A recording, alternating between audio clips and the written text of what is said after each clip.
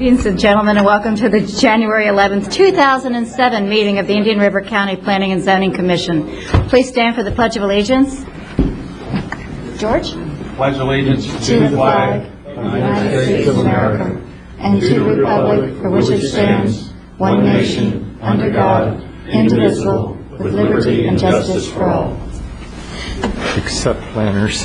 Tonight we have a few new members to introduce. Mr. Greg Smith and Dr. Richard Baker are new members of the Planning and Zoning Commission. Welcome. And Terry, our new secretary, for tonight anyway.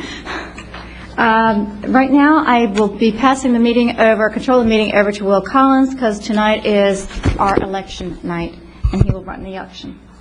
At the first meeting of January of each year, the Planning Commission elects a new chairman and vice chairman, and I'd like to conduct the election for chairman and then pass the honor back to whoever is chair to elect the vice chair. Are there any nominations for chairperson? I'd like to nominate George Hamner. I got in first. Are there any other nominations? I'd like to nominate Bob Bruce. Bob was our vice chair last year, and that's just a matter of All protocol. right, for ease of proceeding, can I see a show of hands for Mr. Hamner? I see 3. For Mr. Bruce. Congratulations, Bob. Mr. Bruce, you're chairman. Bob. All yours. All right. Is this one on? Yeah. I guess we need to elect vice chair. Do I have any nominations? I'd like to nominate Mr. George Christopher for vice chair. I nominate George Hamner. Any other nominations? Okay, close it. Vote. George Christopher first.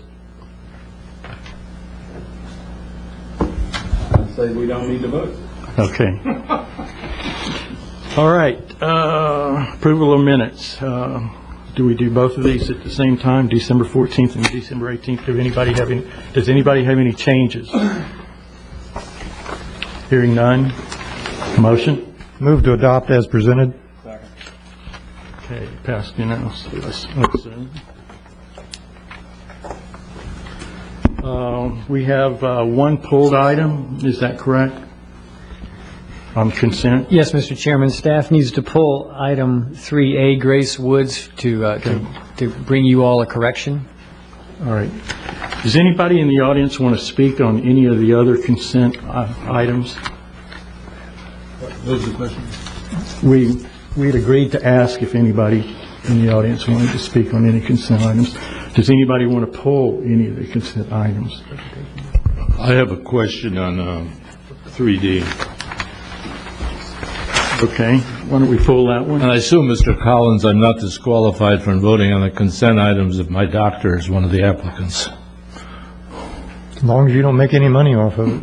I don't know. Can we talk to your doctor? Unless you have some financial interest in the project, no, you wouldn't be I disqualified. have great interest in his well-being, but not in this project. Is it your psychiatrist, or is it? I did forget one thing. We have quite a few quasi-judicial items on this agenda, and I think we need to swear in people who are going to speak on this. Yes, the Grace Wood item that's been pulled from consent, as well as the ProMaster that's been pulled from consent, the Century Town Center project, the Chestnut and Smith rezoning, all are quasi-judicial. So if anyone is planning to give any testimony or have anything to say for or against any of those projects, would you stand now and raise your right hand to be sworn in by the clerk? Do you swear or affirm the testimony you're about to give will be the truth, the whole truth, and nothing but the truth? Okay, we're going to pull item D. Excuse me. I was confused on that. I don't care to pull it. Okay, so we have B, C, and D. Can somebody make a motion on that? So moved. Second. All in favor? Aye. Opposed? Okay. Item not on consent, I guess I should have read those into the record. Let me do that real quick. Grace Woods was pulled. Item B, 2 Bridges Equestrian Phase, request for preliminary plat approval for 5-lot affidavit exemption project to be known as 2 Bridges Equestrian Phase 2. Dr. Garrett, Chancellor, owner, Carter Associates, Inc., agent, located on the west side of 84th Avenue, north of 66th Street, zoning classification A1, ag up to 1 unit per 5 acres, land use designation AG1, agriculture up to 1 unit per 5 acres, density 0.18 units per acre. And then item C, Water Oaks Village, request for modification of an approval condition for the Water Oaks Village development at the Indian River Club Limited, owner, Kimberly Horn Associates, Inc., agent, located on the south side of 23rd Street, southwest Highland Drive, zoning classification RM6, residential multifamily up to 6 units per acre, land use designation L2, low density 2, up to 6 units per acre. And item D, ProMaster 2, request for preliminary plat approval for 2-lot commercial subdivision to be known as Pro Transmaster 2.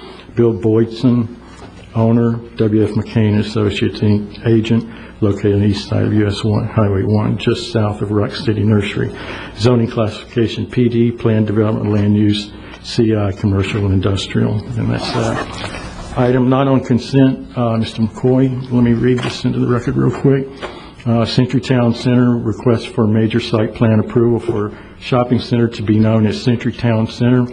Century Realty Funds, Panther 9 LLC, owner, Kimberly Horn Associates, agent, located on the south side of State Road 60, just west of Home Depot, zoning classification CG, general commercial, land use designation CI, commercial industrial. John? I want to pass this over to Mr. Deerdorf. Mr. Chairman, we need to go back to item 3A, Grace Woods, so that that can be, we can bring you all the correction and have you all vote on that. We did not mean to pull that off the agenda to delete it, just to provide a correction for it, so that you all can take action on it tonight. Oh, okay, I did not understand that. And that's the corrected page? That's correct. Okay. And the planner, Stephen Deerdorf, will give just a short explanation of that. Okay. This is for a preliminary plat for Grace Woods. Make sure you use the mic. The zoning is RS6, surrounded by RS6 with CH just to the north. It's right off of 11th Street Southwest. The correction deals with the existing upland. Could you speak up, please? The corrections deal with the existing upland. It was listed as 8.139 acres or 100%. The correct amount is 3.65 acres or 45% of the site. The preservation requirement is required is 0.56 acres or 15% of the site of the upland area. What they have provided is 0.586 acres or 16.4%. You said 16.4? Yes. Okay, So this says 16.05. Yeah.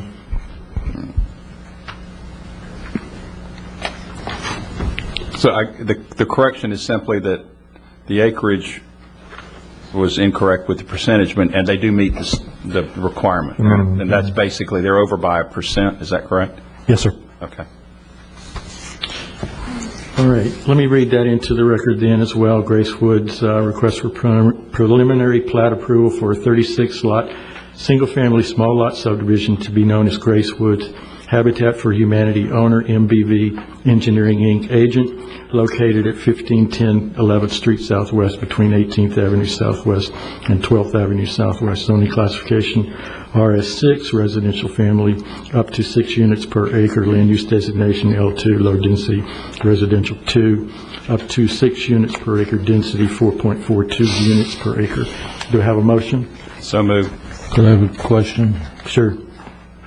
I was curious, just thought it'd be good to hear. This subdivision does not comply with the new small lot subdivision. And my questions are two. One, as I recall, in the new lot small lot subdivision, there were a price limitation, and there was also a resale limitation. And I understand Habitat has both of those aspects. And I was wondering, what is the Habitat price limitation and what is the Habitat resale limitation?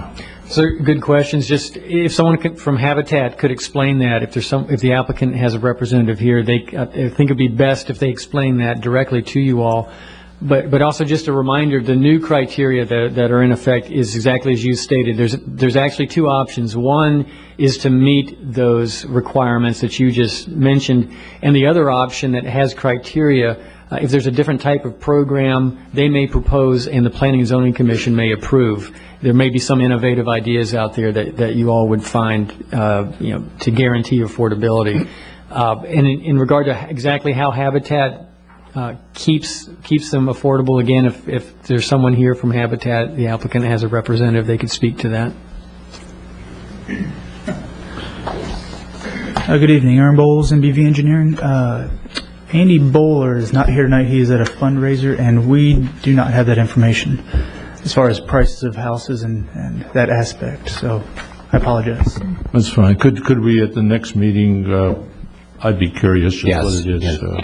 I can tell you the prices of houses because we are intimately involved with Habitat. The county generally provides 50 to 60% of the funding to Habitat clients through our SHIP, State Housing Initiative Partnerships Program, or our HHR, Hurricane Housing Recovery Program. Generally, their houses now these are bare bone houses, and they're going for about $137,000 or $141,000. There's just minor difference between the two. That's most of the prices we're seeing. We are generally giving a loan, a down payment, closing cost, and impact fee loan to Habitat clients.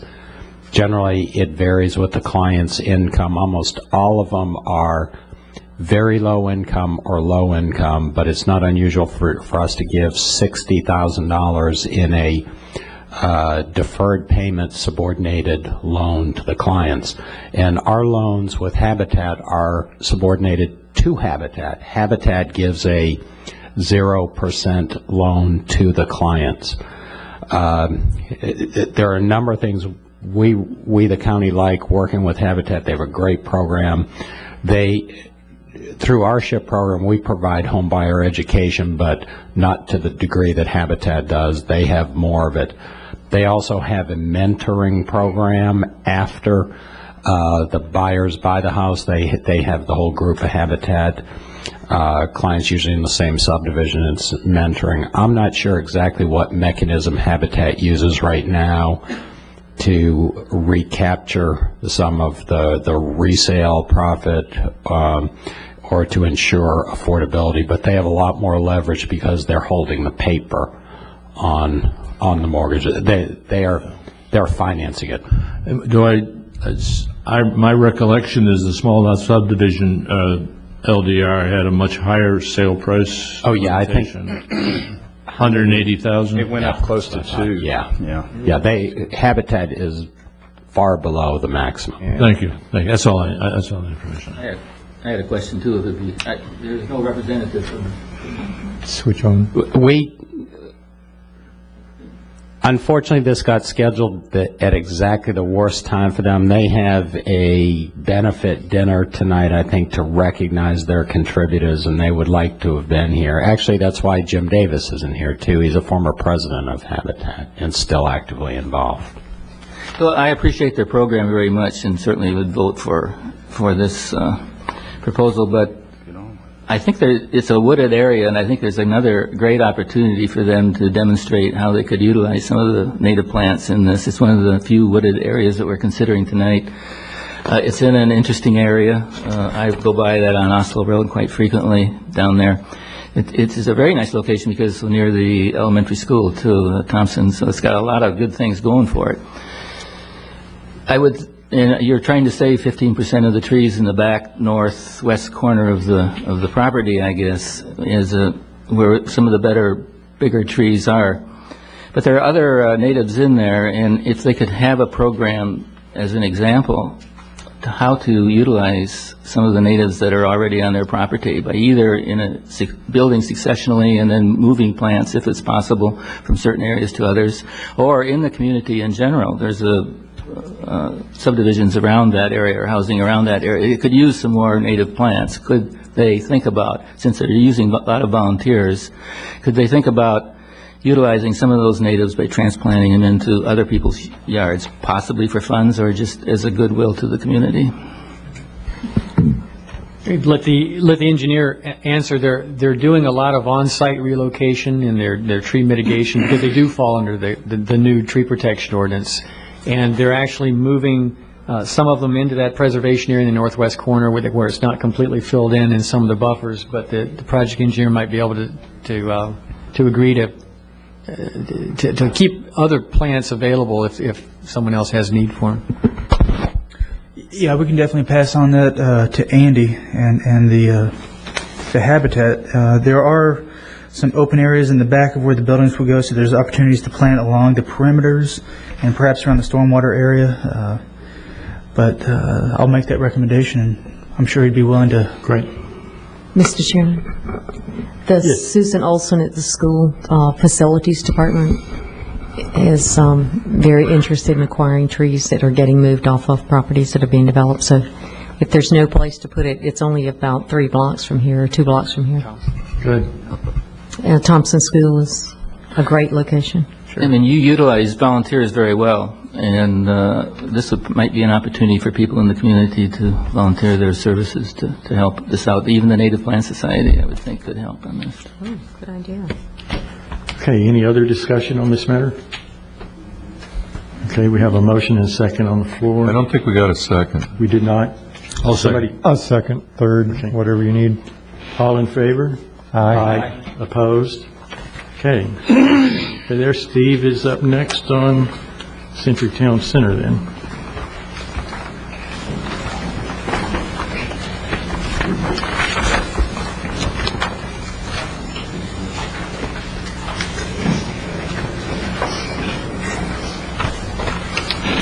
Is Steve not going to do it? You're going to do it, John? Yes, this will be me. Okay. Thank you, Mr. Bruce. This is an application for major site plan approval. And before I start my presentation, I did pass out corrective pages, and I just want to go over those corrections and make sure that they get into the record. As far as the open space percentage, there was an error there, and the correct figure is 29% open space versus 32% open space. The minimum required is 25%, so this does meet the minimum. It's over the minimum by over 4%. And the other item in the staff report references an intersection improvement that needs to be done at State Road 60 and 43rd Avenue. And the correct intersection is actually 16th Street and 58th Avenue. So that affects a change in the traffic section and then in the recommendation. So I want to make sure those two got into the record. This is an application for major site plan approval for Century Town Center. The subject site is located on the south side of State Road 60, just west of Home Depot and north of College Lane. The location map shows the location again, State Road 60. The Home Depot is general commercial. The site to the south of College Lane is general commercial. The site to the west of the subject site is a residential site, RM6. Again, north of State Road 60, then north of State Road 60 is developed commercial. And the next slide is an aerial that shows the pattern of development in the area. Home Depot immediately to the west is shown, to the east, 58th Avenue to the east of that, State Road 60 to the north, the commercial development north of that, which is Target. To the south is the vacant commercial, and this pond is a large retention pond that serves the Home Depot, this area that's still vacant commercial south of State Road 60, and is zoned commercial as well. So the developments proposed on this site, which was a former grove and had a single-family home on it. As far as what's being constructed, the overall site is a little under 20 acres. They're proposing 99,000 square feet of building area as a shopping center with the buildings in brown on this slide, a major anchor, smaller stores, and then 2 medium-sized stores and some smaller stores. back. In orange are the two out parcels. There's a larger out parcel and a smaller out parcel to the west of that. Those will be site planned separately, so you all will see development as they come in on those particular parcels, and the stormwater and everything is sized to serve these out parcels. So these out parcels essentially just plug in to the center as they go forward. As far as traffic circulation goes, the driveways are located on the west side of the site. The connection to State Road 60 is one driveway, and a connection to College Lane is the other. For the State Road 60 driveway, movements will be slightly limited. You'll have a left in, a right in. You can also, the only movement that's going to be prohibited is a left out. So you can go right in, right out. You can go left in, but you can't go left out. At the driveway on College Lane, there'll be a right turn lane, and it'll be a full movement driveway. As far as other improvements are doing, they'll have to fund the programmed improvements, their fair share of the programmed improvements at 58th Avenue and State Road 60, which is their closest intersection, and then also at 16th Street and 58th Avenue. As far as other improvements, they're going to have driveway connections to the adjacent properties. They also have a sidewalk system along State Road 60 and College Lane, which is required, and through the site, those sidewalks will be connected, so you can essentially walk from one sidewalk to the other as you go through the site. This also complies with the State Road 60 corridor criteria. As far as drainage goes, the stormwater will be treated in the retention pond, which is located just north of College Lane on the south side of the site. They're also doing, and it's included in your backup, an off-site pond for compensatory storage, because this area is in a floodplain, so they're having to balance the amount of fill they're putting on this site with. Where is the off-site pond? It is west on the main relief canal, just west of 66th Avenue, on the south side of the main relief canal. Could you back up one slide? Okay, Do you have I mean, a this slide is that cut. shows us that? I was surprised that they could put this much on that cut and fill, and that's the answer then. They're going to go off-site, and that's considered contiguous still? Yes, it's in the same floodplain basin, so they look at the basin is being- displacement of the basin. Okay, so you can go down the road further? As long as there's Okay. a hydrological connection. It's a pretty far connection. I haven't heard of that. As far as landscaping goes, on the north side along State Road 60, they required the State Road 60 buffer. Along the property line to the west, where it's adjacent to the residential, they required a type B buffer with a 6-foot opaque feature, and they'll be using a 6-foot opaque shrub material to fulfill that. There are foundation plantings along the building, and that includes some along the rear as well that I did not highlight, and a local road buffer along 16th Street, and then plantings within the interior of the parking lot. With that, staff does recommend that the Planning and Zoning Commission grant major site plan approval with the conditions, the corrected conditions as recommended by staff. Thank you. Donna, can I ask him a question? I mean, Bruce, Bob, sorry. Old habits die hard around here, you know, just like Craig's nomination. Did you talk to the applicant about a type A buffer? We did not. It's spelled out in the code as a type B buffer, and That's I mean, I think that's as high as we can require. I just was curious if any conversation was. I also had that same thought. With residential, now the property, this was the old Poteet property, so I think it was Rodriguez was next door. Rodriguez they have asked for commercial several times. We wouldn't give it to them. Correct. Because we wanted to transition into the housing. There was as I remember, there's a development that's been started out there. Is that still viable and moving? Oak Hammock is not moving forward at this time. That development on the site is not moving forward. They're looking at some alternatives right now. So the site plan that we had approved for Oak Hammock then is up in the air. Okay, but the most buffering we can require is a type B? That's correct, based on the code. Okay, now back to the water retention pond. That's where I want to go. I did believe it was contiguous, but you're saying it's contiguous to the basin? It's within the basin. There needs to be a hydrological connection is the way it works. if we have somebody here with the engineer can probably explain it better, but I've got a slide, I think, back here. This is the location, again, 66th Avenue, Main Relief Canal. It's a 4-acre, and they're connecting directly with a pipe to the Main Relief Canal, and that establishes that hydrological connection. Okay, and in our code, we allow that, that's considered contiguous, because I was thinking the code said contiguous. And it's okay if it is. I mean, I may be misinterpreting it. Going on our engineering. I just remember another pond out there, and I thought it had to be contiguous. So. This has been reviewed by both our engineering department and Indian River Farms, and they're both. Well, Indian River Farms. Well, I mean, it's just a real far stretch. That's correct. And again, this is not for stormwater treatment. It's not for treatment. This is for retention, period. This is for compensatory storage for your displacement where of you the have to go down and floodplain. come up. This is just matching the, okay. It's not for treatment at all. I understand. I mean, I understand the cut and fill. Connected to the site itself, there's site for stormwater, but it's not great enough for the site, so they mitigate in another area. Correct, as far as the displacement goes. That what's on site serves the purpose of stormwater treatment from a pollution and an attenuation standpoint of meeting the stormwater ordinance.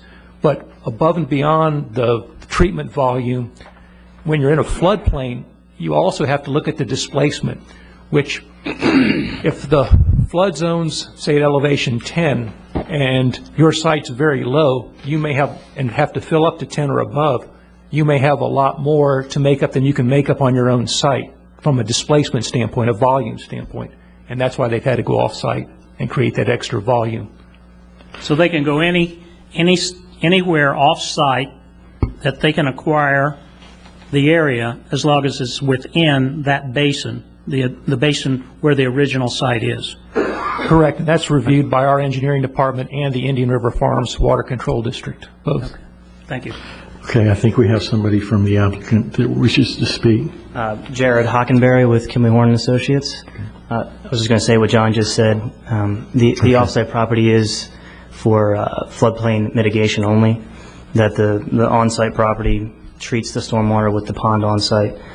And both the two properties are connected to the Main Relief Canal, which would flood all of the properties in that area. So the off-site property would flood at the same time the on-site does. It's just a new condition to me. I hadn't run across this. Yeah, I've never seen this before. I have a question, and I'm really ignorant on this subject, okay, so bear with me. What is the pipe for then? The pipe between the pond and the canal? I'm not sure where the pipe is now at this point. Correct. Let me put up the aerial. This is the pond that's going to be created. It's presently Grove, and there'll be a pipe between the main Relief Canal and the pond, and that's to establish the hydraulic connection, so you really don't have to breach the... Okay, I got it. Thank you.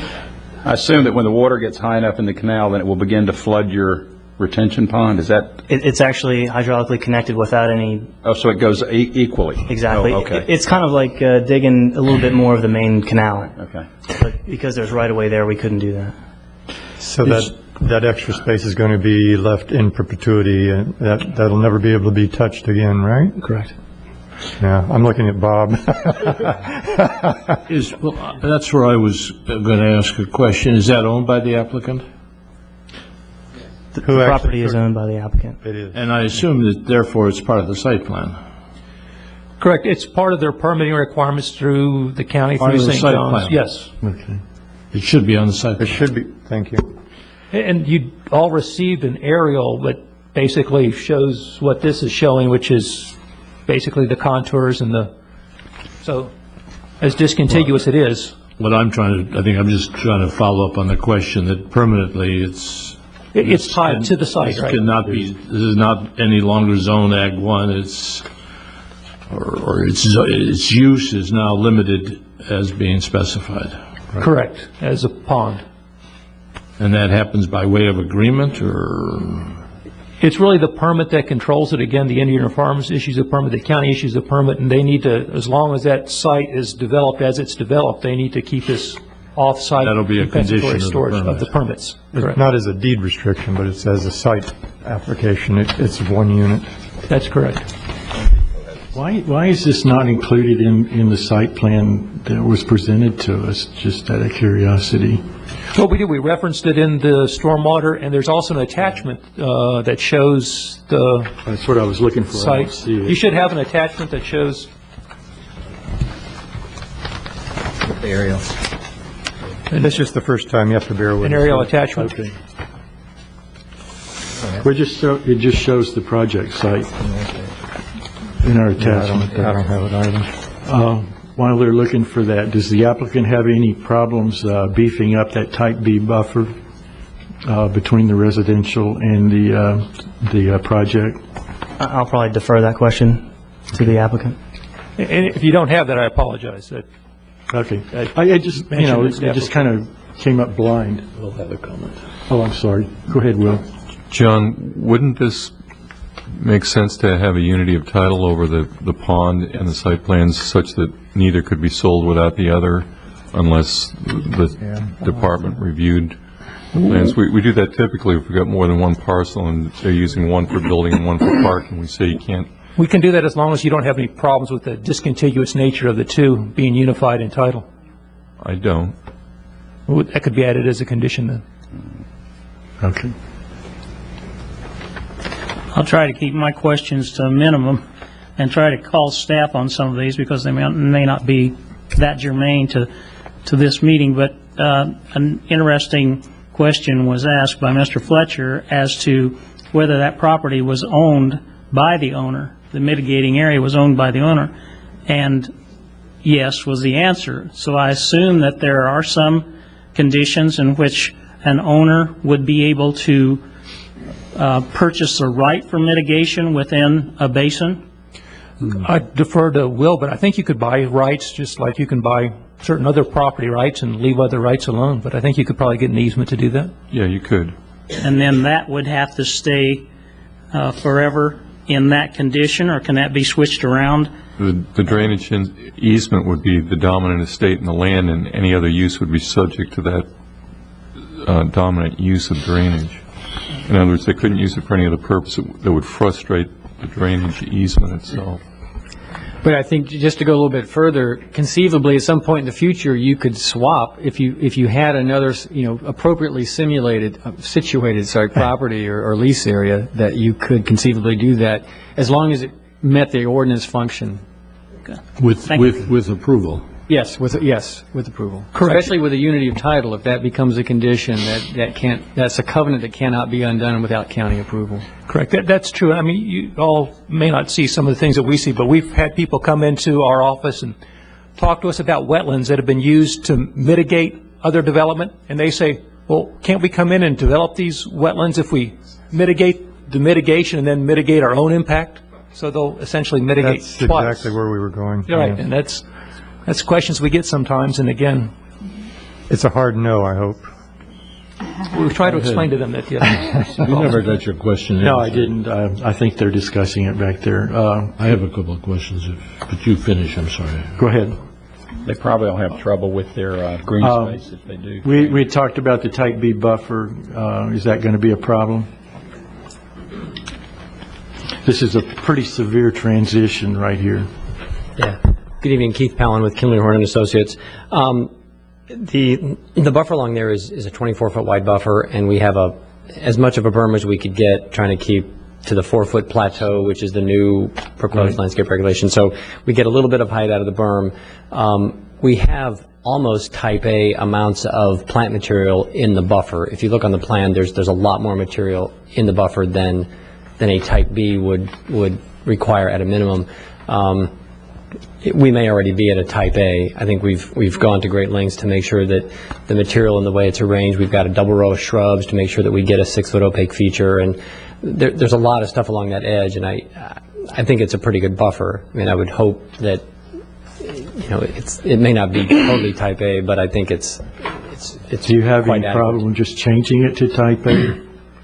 Well, we can't make it any wider. I'd run in with your green space. We could look into, I suppose we could add more material, but it's, if you look on the plan, there's a lot of stuff in there. I mean, we've got 11 extra canopy trees, we've got actually like 69 additional understory trees, and we've got 300 additional shrubs. So there's a lot of material in that buffer. So we may already exceed type A, I don't know, but other than maybe the canopy trees, but Is that my understanding is if that's the case and we approve it as submitted, then you need to match your plants. You can't drop back down on your material. You'll have to maintain the material you have presented. Yeah, this is the plan, so. And I don't think you can get wider because of your open space, so. No. And Mr. Chairman, that was exactly the plan I was going to make, that you can't go to type A because of the minimum is 30 there. If what they're showing is more than a type B, and a type B is what the code requires, and that's all that you can hold them to. If they agree to a condition that they have the same amount of material as they're showing now, so they don't go below it, which is what Mr. Hamner was saying. If they're agreeable with that condition, you could add that condition perhaps. Okay. Thank you, Keith. Sure. A couple of, are you finished? Go ahead. Go back to the site plan, John, please. Where's the entrance to Home Depot? The entrance to Home Depot is... No, where's the entrance from Home Depot to the site? Will be right here. Right That's there? the interconnection, yes. That equally serves McDonald's. Correct. Yeah, that's smart. Okay, thank you. The other question I have, under our code, are we able to, and do we here provide for landscaping on the parking areas? Yes, we do. The landscape code presently calls for 10% of the paved area, within the paved area, to be green area. So if you had 100,000 square feet of pavement, you'd have to have 10,000 square feet of green area within that. In this particular plan, and I'll go down to the landscape plan, I really didn't highlight it, but you can see these are rows of trees. There'll be trees in all the end islands here as well. And then there's landscaping again along the front of the building to break up, and then there's landscape islands as we go down. But there's no breaking up the parking lanes? Of the lanes themselves? Where your arrow, yeah. No, with the parking areas. Yes, these are landscape islands that go longitudinally that will break it up from traffic going north and south. But there are no islands inside the parking areas? These are islands. Where your arrow is right now? Right, these are small islands within the parking lot. But there's no landscaping in there? Yes, there will be trees. There'll be a tree in each island. At least one canopy tree in each island. It's on the plan. Okay, any other discussion? Correct, there'll be two. Go ahead. On the pond that goes into the canal, so is that just like a regular stormwater pond, or is it got vegetation in it, or is it, how deep is it, or? It will be a standard stormwater pond meeting the criteria of the St. John's Water Management District for the water quality standpoint. So when they drain the canal in a storm, it'll drain this pond too? No, there'll be a control elevation such that it'll hold water back, and then once it reaches that control elevation, like a regular it will storm. outfall. Yes. Mr. Chairman, may I ask a question? Sure. I have a question on, it's very obvious that adding another shopping center to the intersection of 58th and 60th doesn't look like the most intelligent thing in the world to do. So when is College Lane going to be finished out to 66 and then 66 finished up to 60? I know the college has some plans to do some connections in there. Chris may know more. Chris Moore, Assistant Public Works Director. We have been working with the community college in the extension of College Lane all the way out to 66th Avenue, where it will actually, with the library expansion at the junior college, we're going to be extending College Lane and lining it up with 16th Street at 66th Avenue, where there'll be ultimately a four-way intersection, signalized intersection. That's in the design phase right now, that the community college is doing the design plans for that, so that's in the works, probably still a year or so off. The other one I think you mentioned was State Road 60 and... From College Lane, north on 66 to 60. We've got nearly completed plans for that project. We're in right-of-way, finishing up our right-of-way acquisition, and we're looking to go to that construction within the next year or two also. How far away are we from acquisition of the right-of-way on that? Are we in a situation? We're very close. We've just got a few parcels left. Will College Lane be an actual through street? I mean, it can be used as an alternative to 60? Yes. The idea is to have an alternative to State Road 60 on the south side, similar to the way 26th Street is on the north side. It will have to, as you're going west from 58th Avenue, it will bend to the south and down around the community college area, and it has to come south to ultimately line up with 16th Street anyway. But yes, it'll be a continuous two-lane road with turn lanes at intersections. Will you be continuing that further west of 66 out to 74th? Yes, well, as part of the Point West development, they've already paved portions of that out to 74th and 82nd. So that's how we got that paved. That's right. Yeah. Okay, thank you. Good. I wanted to, while you're up there, Chris, we were criticized a couple of months ago when we let Walmart put a gas station there in the corner. Tell us about the programmed improvements for the intersection at 58 and Route 60. I guess three questions. What is being planned? What is the timing of it? And with those improvements, will that intersection be at a level to handle Route 60 traffic if it goes up to its capacity, if Route 60 goes to its capacity? Yes, the improvements that we have programmed for 60 and 58 right now are primarily turn lane improvements. What we're doing is on all four approaches to that intersection, we're going to have 3 through lanes, dual left turn lanes, and a right turn lane on all four approaches, with the addition of northbound on 58th will have an additional left turn lane to make 3 left turn lanes northbound on 58th at 60. So ultimately, when that intersection is widened out to its ultimate, it will be able to handle intersection traffic and State Road 60 traffic. And when is that going to be completed? We're in the design phase of that right now. We're looking to begin construction within the next 3 years, and I believe this traffic study for Century Town Center included those improvements in their traffic study as in the ground already. But sorry, Bob. I was just going to say, Chris, we do have an engineering firm evaluating some alternatives too, correct? That's correct. We have, the county has consulted with an outside engineering firm to look at some diversion routes around that intersection, because with the widening that I've described, we're talking about a lot of right-of-way, a lot of expensive commercial retail right-of-way in order to make those many turn lanes happen. So we're looking at diversion routes around that intersection, and we've got a consultant looking at that right now to see if by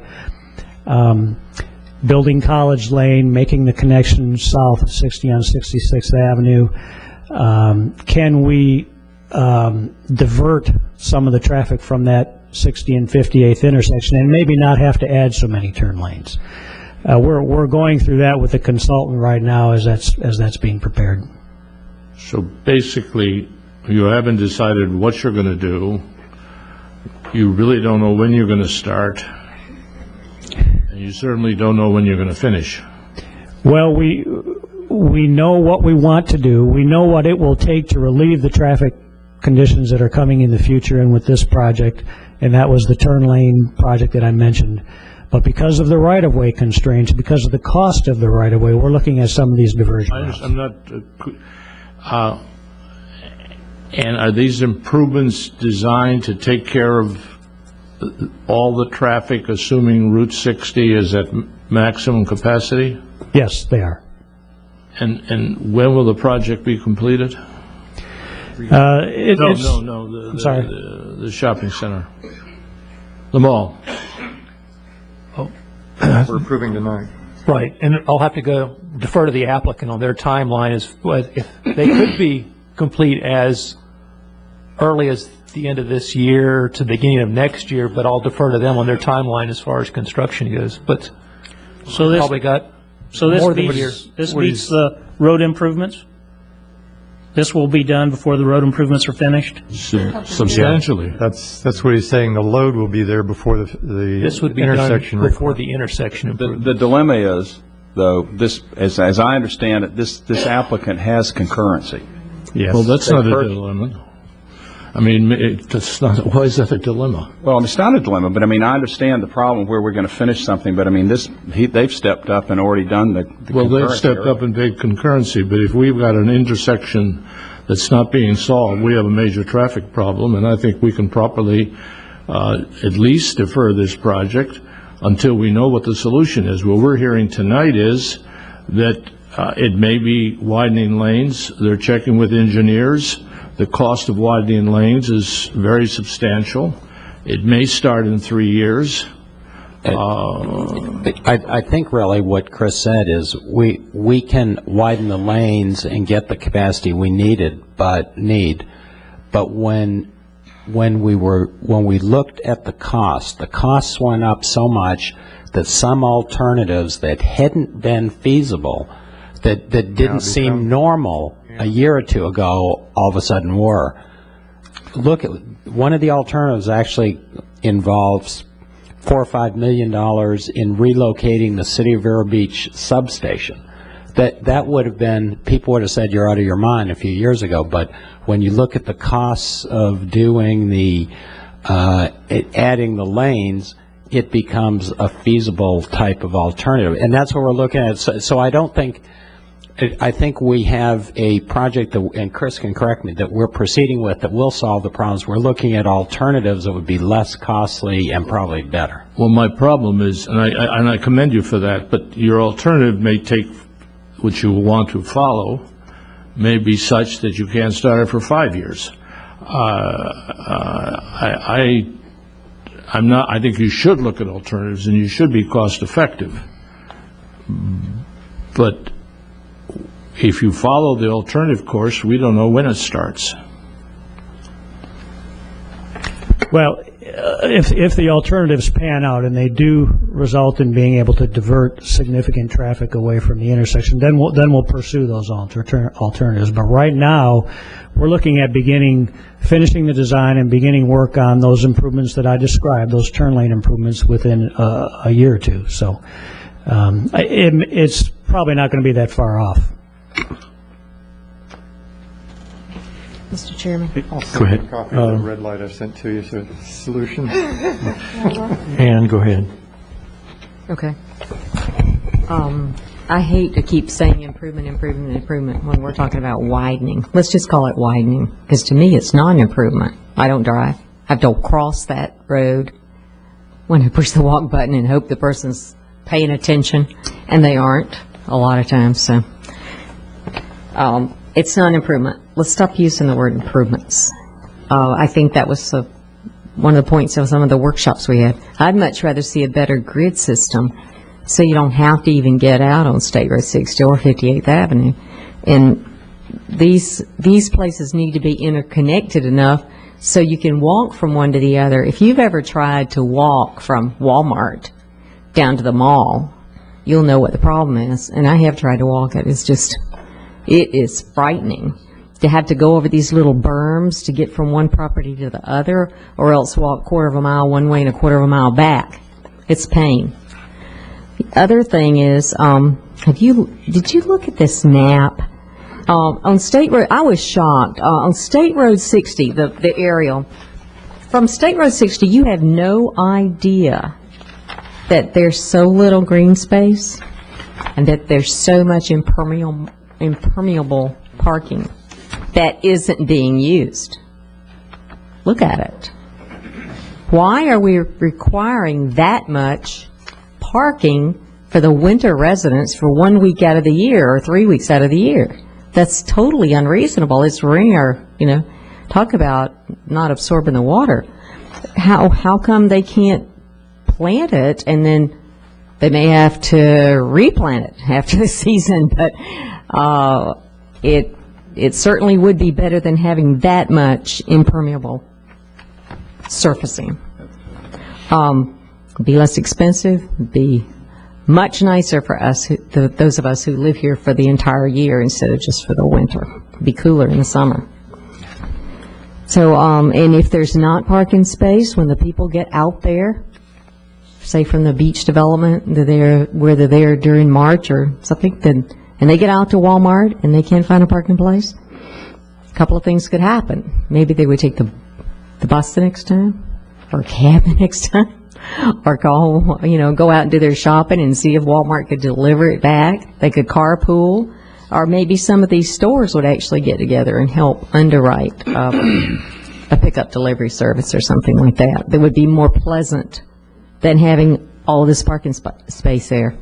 Yeah, is there a bus? And if you have to walk from one to the next in the winter, in the summer, and you see how hot it is walking from one store to the next, you realize that we have way too much pavement. We're requiring way too much pavement for these places. We continually reevaluate our parking standards to make sure we get the correct amount. With the Home Depot, they actually had a parking study approved, which approved significantly less parking than the code would have required. There was over 100 spaces less in the Home Depot parking Well, lot. look how much isn't used. Have you ever seen that lot full? I've never seen it full, and I'm out there a lot with my husband. Every time I go, it's full. Oh, yeah? And one of the other options is... Okay, those are my points, thank you. And they're good points. And one of the other, because we've brought them up with applicants, and one of the other points that you've made that we've brought up with applicants is going to a pervious parking, a grass parking, especially for some of the less convenient spaces that get used infrequently. And when we talk to them about that, they usually blanch and they usually go, well, that's the first place somebody's going to trip. It's going to be a maintenance problem. If they have the parking, they want to pave it because they don't want to have essentially a hazard as they see it. Cracks in the parking. There are cracks in the parking you trip over. Not cracks, but on the grass parking, they figure it'll rut. So that's where they feel that it won't be worse. George. That's great ideas, but the reality is we do have rules, and we're not going to change them right now tonight for this project. Oh, no, I don't think so. But I do have a question for Will, because I'm curious about what George said, because my understanding of the concurrency was that a project has concurrency, and I appreciate the intersection and the timing, et cetera, because I don't want to get stuck in that intersection any more than anybody else. But I'm not sure, I remain unclear on this, I guess. Can we or can we not deny or defer a project like this when they have their concurrency in hand? And I mean, I know it gets old talking about traffic and me asking the same question, but I stay, it's guaranteed to come up, so I'd kind of like to know, because my impression is they have the concurrency. We have to, which means the county has to make those changes at this intersection, or whatever is necessary, but obviously I may be confused or wrong. No, I think you're right. I think they do have their concurrency. The issue may be the timing of their improvements, and their improvements couldn't go ahead unless our improvements were scheduled to be under construction within 3 years, I believe is the test, but you guys know it better than I do. Yeah, the intersection, we're talking apples and oranges. That's right. When we do concurrency, we're looking at lengths. That's right. This is an intersection improvement that we're talking about that is not a concurrency issue. Both our LDRs and our comprehensive plan provide that development orders, which we're talking about here, are not to be issued if there are traffic issues. That's independent and apart from concurrency. Now, it seems to me, and what I would ask for, is that we know what the mitigation is going to be. And I think without that knowledge, both the LDRs and the comprehensive plan raise issues. And we're in the area of discretion and judgment as to whether we think the problem is of sufficient merit that we should seek a solution to it. Just a second. I think the applicant wants to say something.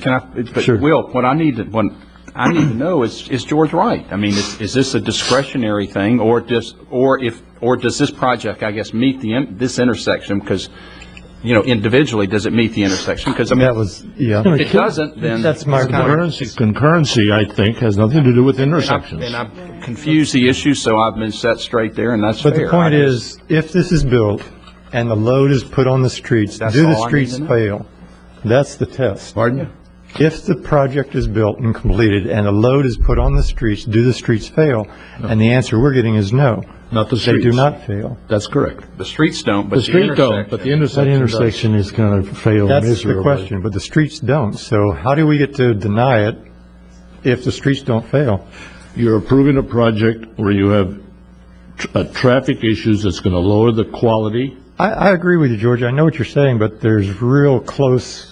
There's real narrow... I don't know. I was asking from Will's standpoint where we And what I'm hearing is the intersection doesn't matter for purposes of analyzing the traffic. It's the links and whether they flow with adequate capacity.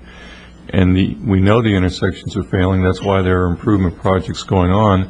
But that doesn't come into the analysis, is what I'm hearing. It doesn't come into the analysis, Will, on the issue of concurrency. Right. And I concede that. And I'm not talking about concurrency. I'm talking about the adequacy of the intersection to handle the traffic. Okay, I think we need to give some time to the applicant here. Okay. And if I could make one point before the applicant does, and Will, I might want to call your attention to LDR Chapter 952, and it's 95207. Oh, yeah. It's page 95212, and basically it does, Chris does require applicants, and our code requires applicants to analyze intersections. And the applicant has to, let me just read this. For each intersection in which the project traffic results in a level of service below the acceptable adopted level of service, the applicant or engineer will develop proposed improvements to the intersection that result in the intersection operating at an acceptable level of service with the existing vested and specific project traffic included in the analysis. And that's what has been done. That I don't believe that's the case. What Right. we've been told is there's a plan Right. that may or may not be implemented, that it's an expensive plan. And that's what this says, proposed improvements. They have to develop proposed improvements. Well, but you don't... And if we don't think the proposed improvements are on the table, it seems to me there's an issue of what we are legally obliged. The proposed improvements are certainly very spongy, but I believe it's time for the applicant to speak. Well, I just wanted to, on the traffic, I mean, You need to, Will Reynolds, I represent the owner. can you give an address and so forth? Yeah, 500 South Florida, Lakeland, 33802. We do have a concurrency letter, and we do have concurrency for 5 years, and I'm not up to code on what everything is in Indian River County, but I'm under the assumption that this is in the 5-year CIP plan, these improvements, and that's one reason we've came in and we've met our traffic requirements, and because this intersection is in the CIP plan, the 5-year plan, that's the reason for us to be able to move forward.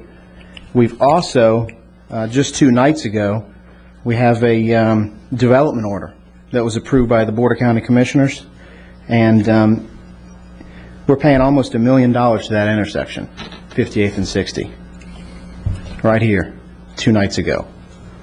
So, I have to sort of laugh. I said to, who did I say it to? Was it to Mr. Baird, I think. I can just hear it on Thursday. You went before the commission with a developer agreement on a project that we then had to approve. You went before the commission on Tuesday with a development agreement on a project that we would approve on Thursday. And I said, I think it was to Mr. Baird, I can just hear it on Thursday night. If any questions are raised, well, you can't raise any questions. The commission approved it by way of a development agreement on Thursday. When we were going to act on Tuesday, when we weren't going to act on it on Thursday. And how that procedure occurred, or why you went to the commission before we even approved the project, I can understand the applicant's, what he's saying. Bob? Yes. Can I ask another question? Will, we're back to you. I am, once again, on this with the intersection, we've brought in the element about if it is on the 5-year plan. Is this intersection listed in the 5-year plan? Is that what ties this together? I don't know that. That's the question for the what I'm trying to figure out. 5-year plan, I think, has roads, doesn't have intersections. Where do you tie what we perceive to be ups or downs? That's what I'm looking for. Right, and if I can address the issue of it being in the 5-year plan, it is. We actually have $5 million in traffic impact fees scheduled for 2006 and 7, another $4.7 million in 2008 and 9. Also got $900,000 in gas tax money, and those numbers added together are not sufficient to build the intersection. However, we were counting on a number of developer contributions for this project. We've also programmed those into our 5-year plan, and as the applicant has mentioned, they're also adding another about $1 million into the pot for this. I guess back to the question here is, is there a tie-in between being on a 5-year plan with budgeting, et cetera, and we don't see the plan, we don't know what the plan is, and therefore it's kind of a nebulous thing for us, and we want to, because we're uncomfortable, we can defer this? Or is it because it's on the plan, does that meet the legal requirement that they are covered to be, yay or nay? I don't know if it's on the plan or not. I think if it's not on the plan, you can certainly say that you don't have to approve this. But I don't have that information. Let me just make one more comment. You said it was on the plan, right? And those are dedicated funds for that intersection, correct? Yes, and let me interject one other thing. When this concurrency letter was issued in April, before we could pick up this concurrency letter, we had to pay $1.1 million in impact fees to get this concurrency. That's not including the $999,000 and the $43,000 that we're going to do on the other 2 intersections, above and beyond building our own turn lanes. We're building like 5 or 6 turn lanes on this project. Bob, did I misunderstand you saying that within the parameters of the 5-year plan and 952.12, that they are meeting the requirements within those parameters because of the proposal of the completion of the roads associated with the project? Yes, yes. The section 952 I read really, I think, looks at the situation where an applicant does a traffic study and he finds an intersection that we haven't identified that's going to fail with his project, and then the applicant has to come in with a fix, and that has to be sufficient to take care of it. In this case, the county has identified the issue, and we have a program in our capital improvements program to do it. But there's a big difference between concurrency and intersection failure or issues. Concurrency is real strict. There are a lot of parameters. It's pretty black and white and cut and dried. With the intersection criteria that I read in section 952, it's basically that if there's a broken intersection, there has to be a fix identified, and then things are okay. I agree with that. Okay. That's the issue, as far as I'm concerned. Is there a fix? And the timeliness of the fix? I guess that's what I was struggling with. If Chris is telling, I guess, me or us that there is a fix in place, even though we don't know the details of the fix, is that sufficient as a fix? I guess that's because it's a rather nebulous fix. Yeah, I guess you could go. We could do either way then. Right. Bingo. I think what I'm going to do here is open the public comment. I see Jerry up there. We're going to go ahead and have public comment on this project. Jerry Swanson, 3001 Ocean Drive. I was not sworn. I'd like to be sworn. Please raise your right hand. Do you swear or affirm the testimony you're about to give will be the truth, the whole truth, and nothing but the truth? I do. I'd just like to make a few comments in support of the developer here. we struggle with this all the time, and Mr. Christopher, when we hire a traffic study done, we pay money, the developer pays money, not only for the trips, but also for the intersections. And that's how, in my opinion, it's determined what a developer has to pay for the intersections that he does affect. And also concur that when we do this, to get concurrency, we have to pay our monies up.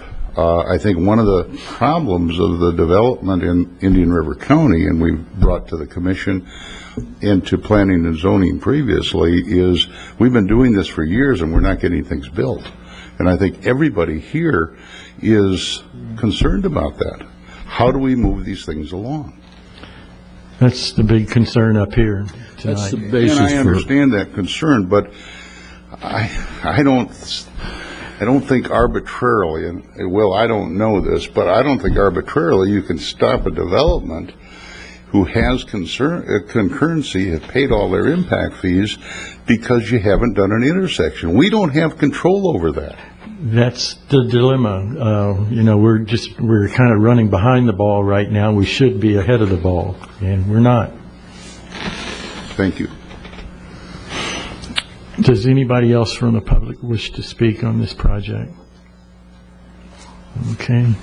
Any more discussion from here? Sorry? Do you have any other discussion?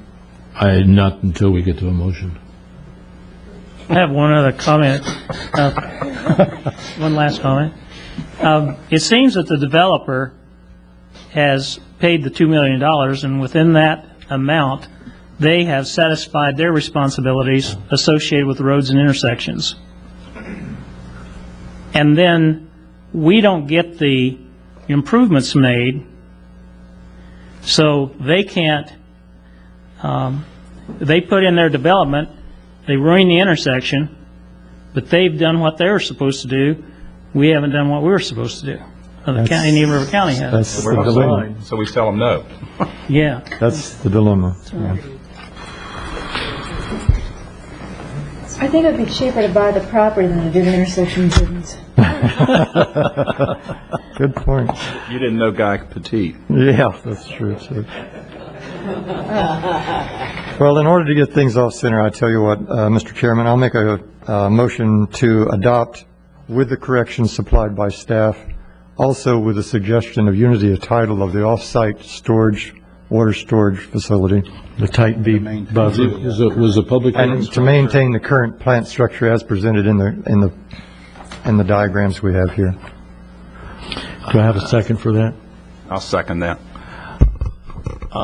Discussion? Yes. Yeah, I will be voting against it, and I agree that the developer's being punished here, but we have our residents and the public to consider as well, and the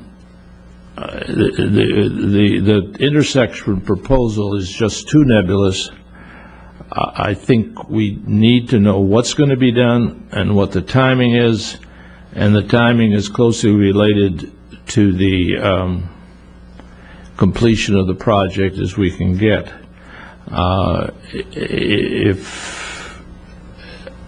And so I'll be voting no, and I'd make, if it passes, then it doesn't matter. If it doesn't, we could talk about either tabling this till we get that information, or what's appropriate if in fact it doesn't pass. I think we all agree with you, George, but I can't see punishing the contractor or the developer for the lack of the county not doing their job. So That's my dilemma. I understand, but so the residents pay, and they can back up further on the intersection. Yeah, it's an unfortunate circumstance.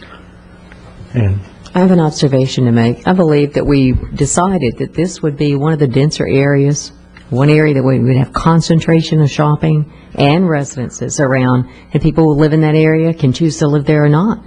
They knew how it's going to develop. It's been in the plans for a long time, and I think it's a good idea to try to make it concentrated and not let it get spread all over the place. So this developer has done everything he should have done. I may not be a voting member here, but that is my opinion on this. Good. Anybody else? Done?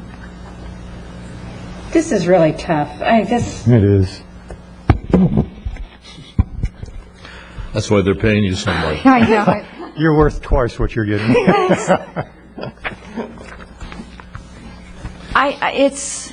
It just doesn't seem fair to the public. We're really, when the Walmart gas station was approved, the public was just up in arms about adding more traffic to this intersection. You're right, it's not fair to the developer. He's paid his $2 million or $1 million or whatever it is. It's also not fair to the public that we do this to them. And you talk about concentration of development, that's fine, but you have no alternative intersections to use other than 58 and 60. So no matter where you live, you wind up there, whether you live in the area or not. I want some real good legal reason not to approve this right now. I really do. Please, Will. Well, you have the reason Mr. Christopher gave you. He thinks that the intersection improvements are too speculative, at least in terms of time, to feel confident that the impacts from this project will be addressed within a reasonable time frame. And in your opinion, does that hold water? I'm not sure. I think it's rational. It's rational? I think it's rational. I think we're That's the best supposed. compliment you've had in a while. We are supposed to have. Is the law rational, Mr. Collins? We're supposed to have time frames within which improvements are in place, and if you're not certain or you haven't been given a comfort level that they will be in place within those time frames, I think that's a rational basis to say not yet. That's what you wanted. Dr. Baker. I'm for the public on this one. I don't live around there, but I have to go through the intersection, and a lot of other people do too. They're working in town, and just getting in through out there. I think we need to delay it. Greg? Any more comments? Well, this is one of those, it is a tough issue. The developers met the requirements that we've set up in Indian River County. And they've done their due diligence, and this seems to be one of those issues where if they've done what they're supposed to, and then we vote it down, they certainly would have a claim, I would think. Now, whether that claim would come after the given time for the improvement, the county has a couple of years, I guess, or 3 years or whatever. But it just, I can't see, I don't feel that the developer should lose because on the other side of the table, the job didn't get done. So, And they've done due diligence. They've complied with all regulations. It's uncomfortable for me too, but they have complied with all the law. Well, the project in the judgment of some of us is that it doesn't comply with all the law. And the fact... I respectfully disagree with you. That's the issue. It is. You're right. The issue. You're right. That's exactly it. Yes. So what if the traffic has to slow down there, guys? No one's arguing. If we want to do everything for the drivers, but if you want to do something for the other people who are walking along there, think about it. It's not, you have maybe I doubt even a third of the people who live here have driver's licenses. The rest are children, teenagers, people who can't drive, old people I'd like to me. call the issue, Mr. Chairman. Sure. Right. Let me make a comment here. I think the county's dropped the ball significantly on this intersection, and I, for one, am going to support the public. I think the public has spoken. The last time we approved something at this intersection, they really gave us a hard time. So you called the question. Let's have a vote. All in favor of the motion as it's stated? To approve. Aye. Aye. 3. That's 3. All opposed? Aye. 4. I would, I'm not opposed to this development. And Would you like- I would like to. Would you like to make another motion? Never missed that point. How long would it take to come back with a plan that's firm on the intersection, that deals with the engineering issues that were raised, and that has a time schedule for completion? Well, right now, we know that the, either the intersection or a reduced intersection widening with diversion routes will begin within 3 years. We can firm up the plans and give you a better schedule as far as if we were to pursue the intersection improvements only, what we could do them in, and we can bring that back before the commission if that's your desire. Can we talk about completing the plans? Yes, we can talk. We can talk about starting. No, and I don't mean to infer that they're not begun. They're actually at about 60%. Completing the improvements. Completing the intersection widening would it would depend on some other factors, right-of-way acquisition and so forth. But we can come up with a more developed schedule as far as the widening goes. Yes. A little more definition on the project. Right. May I ask a question? Chris, you had said that there's an engineer looking at alternative routes instead of Right. just widening the intersection. When will that study be completed? They're about 30% done with that study right now. They've gotten their first submittal into us, and we're reviewing that right now. We have to agree on a lot of the traffic distribution methods and so forth, but that's underway. What's the time frame on that? That'll be done within about 90 days. Okay. If things stay the way they are right now, can the applicant, once the information is developed, once there's a concrete plan, once we know when it's going to finish, can the project then, at the discretion of the staff, be brought back, or do they have to wait? They're going to go to county commission, right? That's going to be the next. Oh, well, then if that's the next step, That's the then next I step. don't. Well, let's give them alternative. Pardon? Let's give them alternative. Just because they're going to the county commission doesn't mean it's approved. We really need another motion on this. Just while you're thinking about making a motion, just the one thing about this intersection, I understand how uncomfortable it makes in the public, and I go through there probably more than most of you all. But the reality is that intersection is affected by a huge area. If you remember, we've had this discussion when we did DeVosta.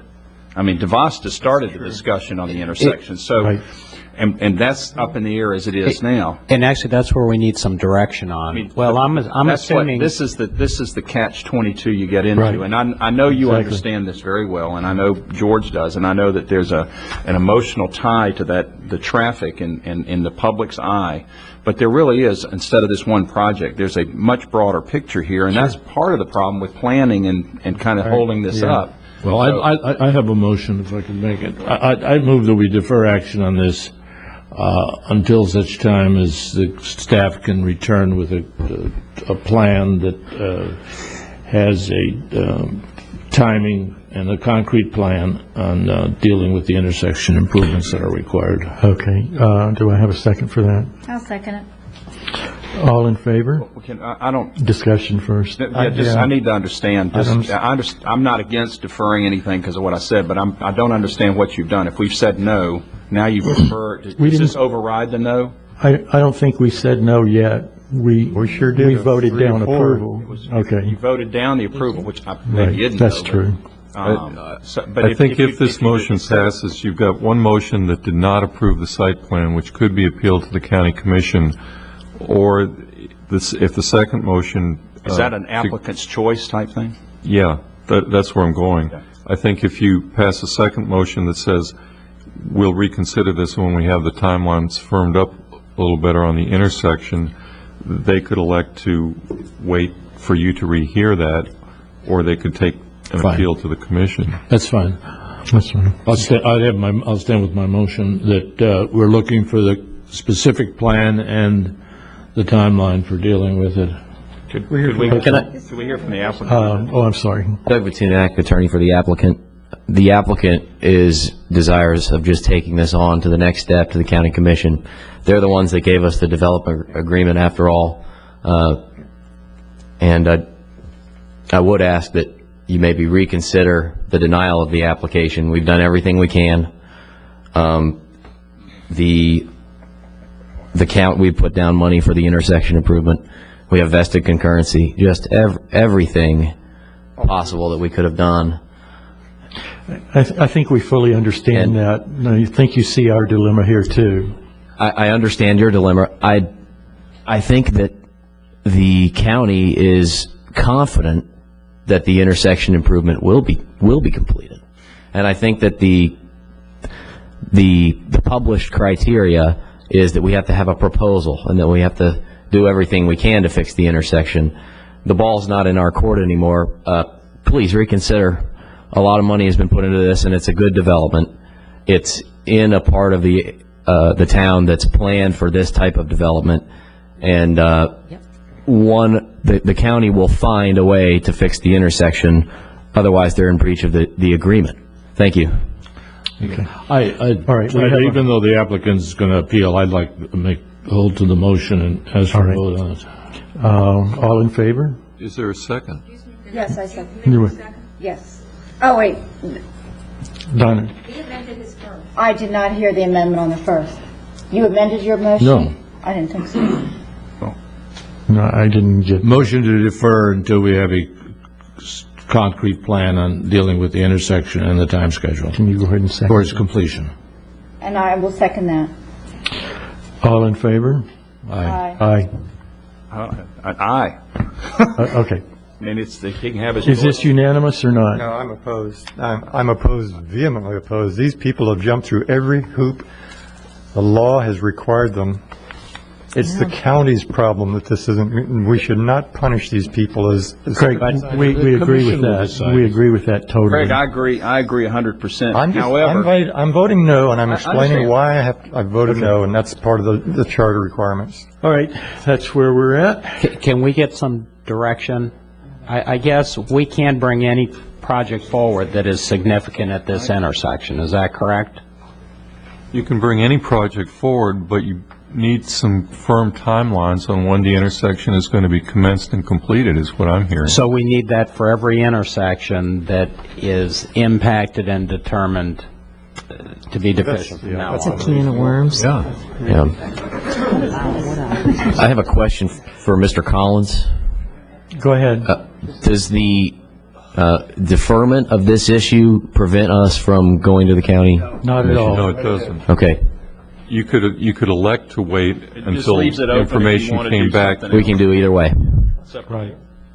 You Okay. could elect to wait until this board had the information that it felt was giving it a comfort level to vote in favor, or you could appeal their denial immediately.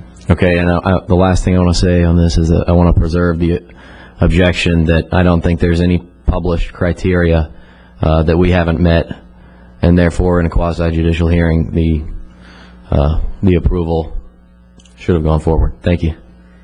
You're welcome. Next item on the agenda is a public hearing.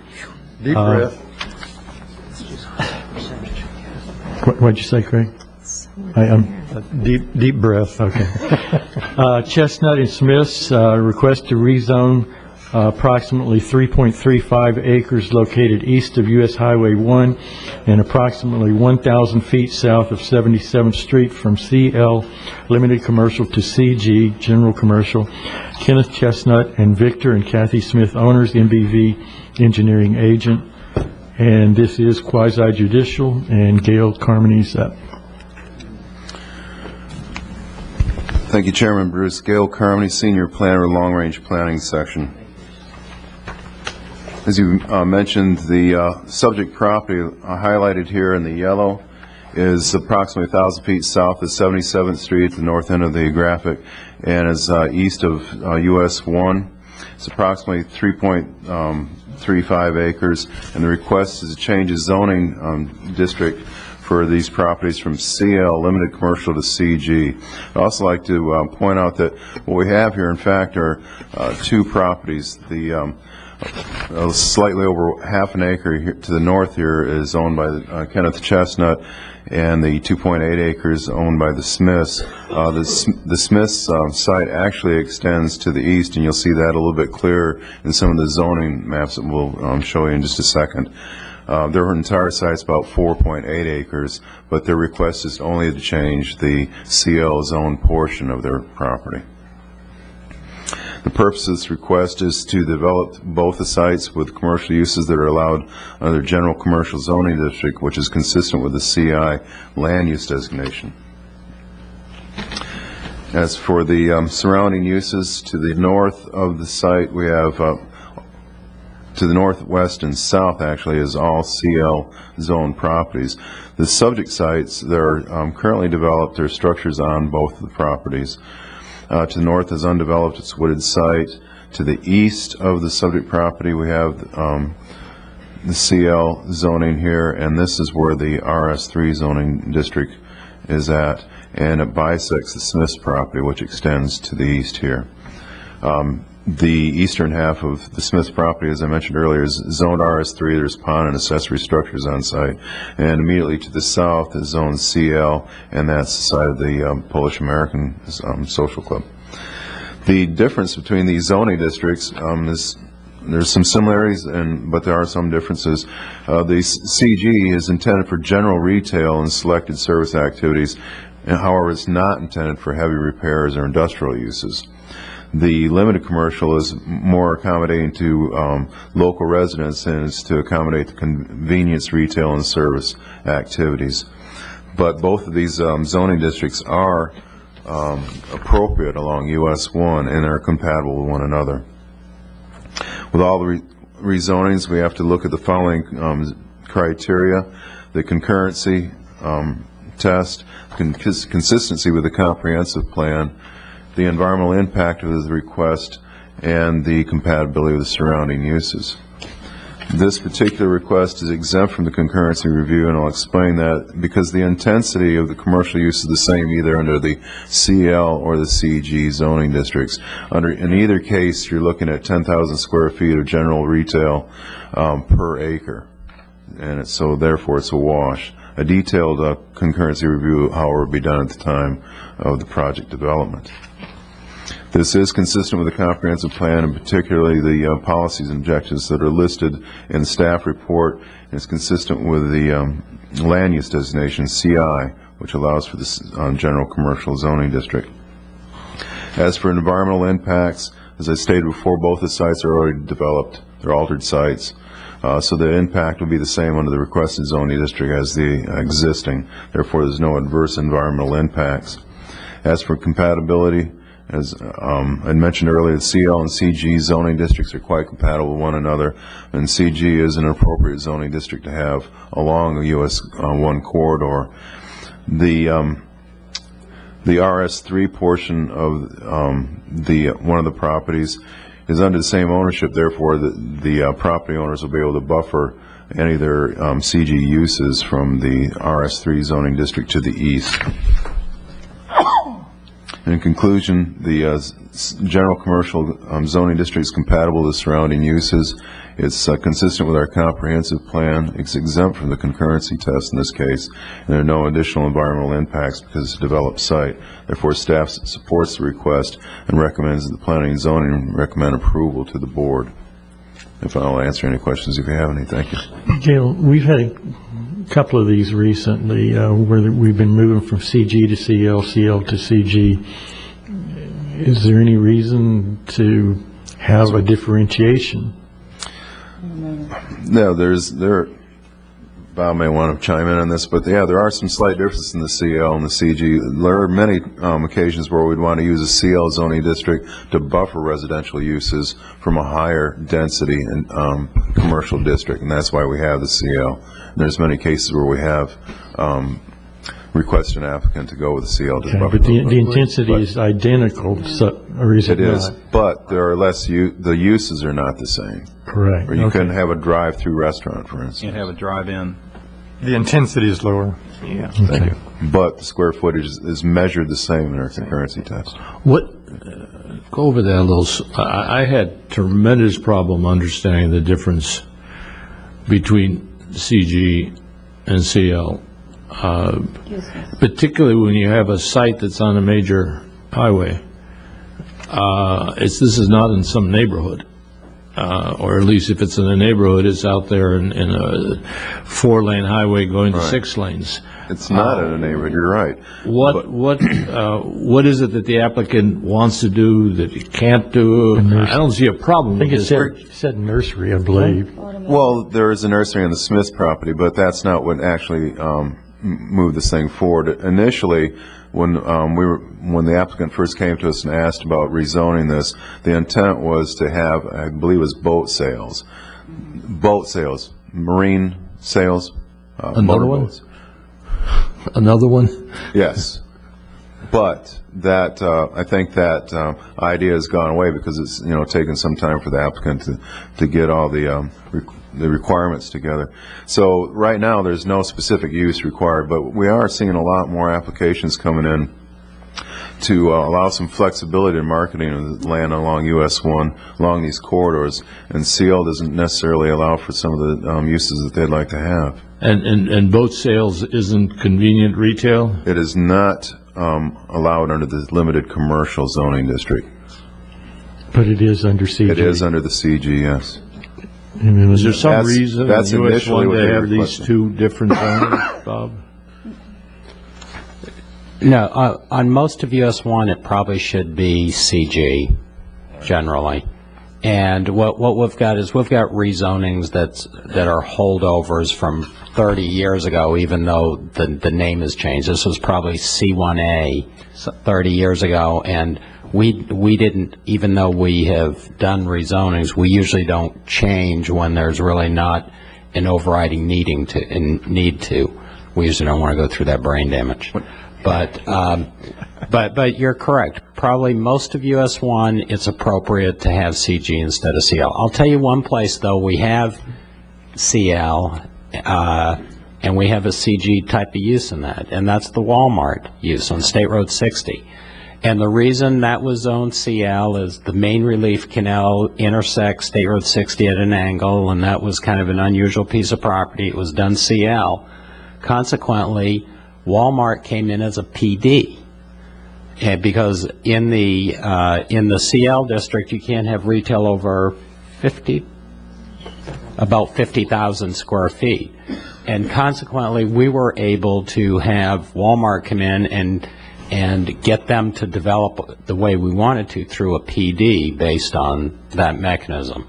Does the parking requirements differ? No, parking goes by use. And regardless of the use district, the parking will be the same. But if you look at these 2 districts and you look at the use differences in them, like Gail said, mostly it's automotive types of things or boat sales. Those are the major differences, and some others like that. But you're right, along US 1. When it spread out drive-in restaurants. I thought there was something about that, like on Highway 60, they've got, at 74th, you've got commercial on one side and CL on the other. Actually, I think we have CN. We have CN. Okay, so which that's is the neighborhood. opposite. Okay, neighborhood. Okay. Yeah. They have some commercial designation. Does the applicant wish to? I have one other question, if I could. Okay, sorry, Bob. Over on page 6, and you mentioned it, and it confuses me. You're talking. You say the entire property is under the same owner, therefore the owner can provide the appropriate buffering. And we're talking about buffering the CG zoning from the RS3, I think. If it were 2 different owners, what would the result then be? A condition, and what would be the nature of the condition?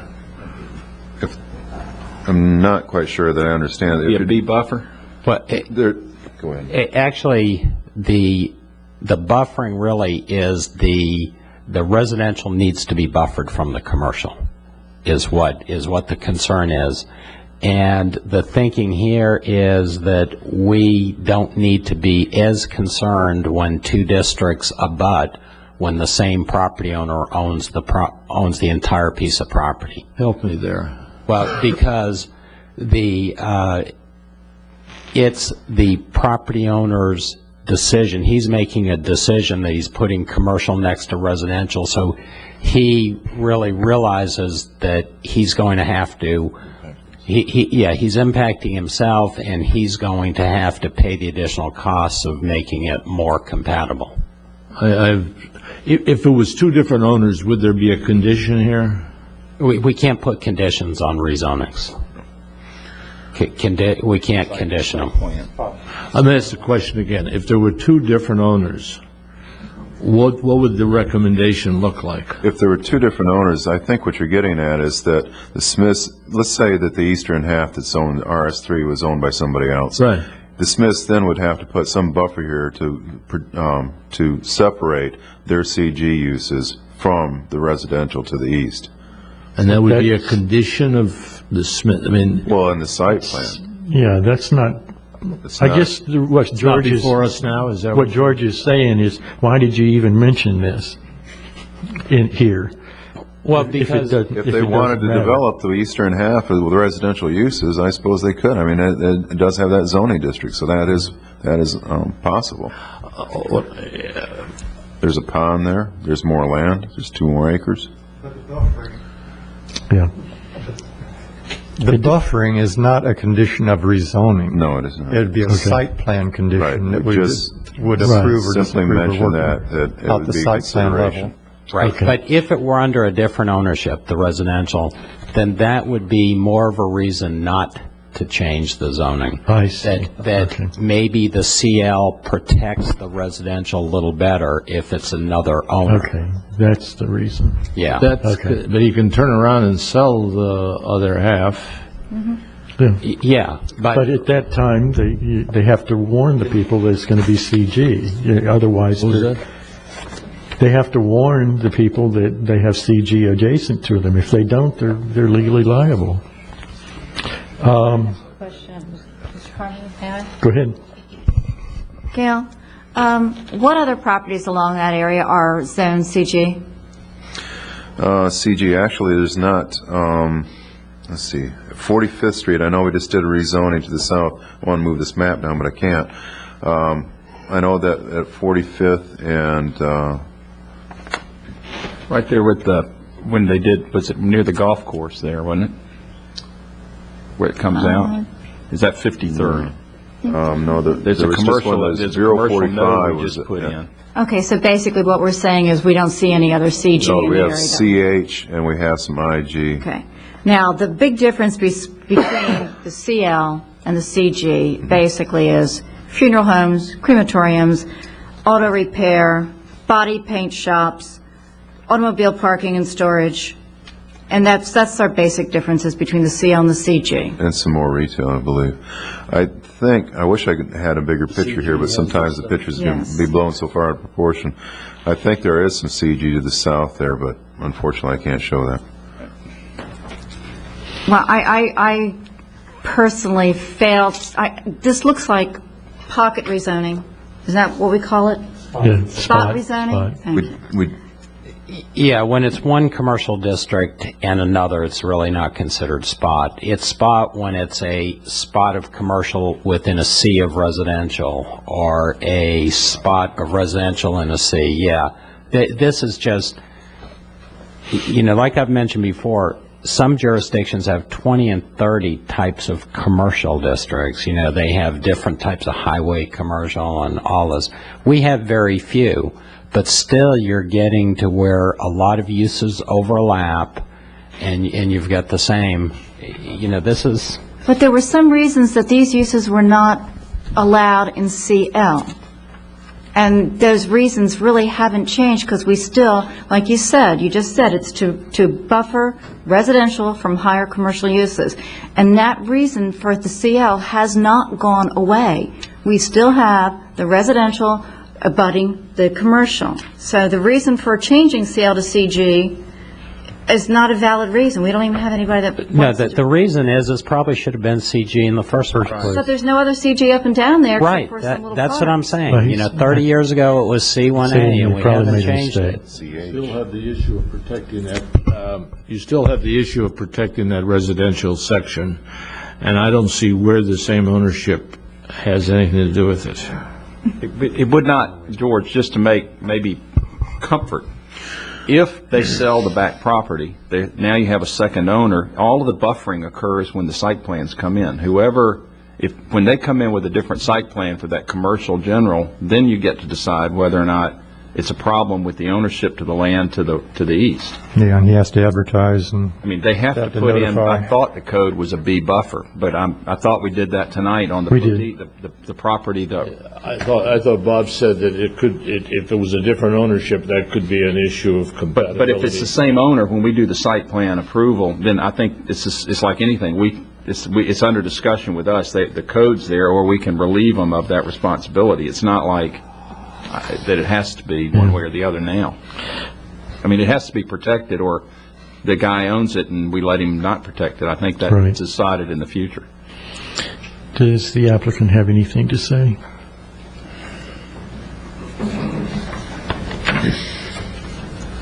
Hi, good evening. Aaron Bowles, MBV Engineering, 2455 14th Avenue. I don't really have anything to add except I can answer any questions. One thing I'd like to point out is that if they did decide to sell that property to the people in the back, there wouldn't really be any access to that property. So I'm not sure how they could do that without, I guess, creating a flag lot. So that would be one thing I'd point out about not selling that property and splitting it off. Again, just to reiterate the fact that it is US 1 property and more of a general type of commercial use, retail sales or general retail, it's probably a little more fitting for that area. Good. And I don't know exactly what the owner wants to do with this property. I know that he was limited before with boat sales and not being able to do that, so he just wants to broaden his ability to put what he wants to on the property. A few more options. Mm-hmm. Right. All right. This is a public hearing. I'm going to. Are you part of the applicant? Yes, I'm Smith. Okay. Then I won't open the public hearing quite yet. Yeah, I was. This is my first planning and zoning meeting. It's rather interesting. And it's, I was trying to remain incognito back there, but when you said, "Is it one of the owners here?" I said, "Well, why not?"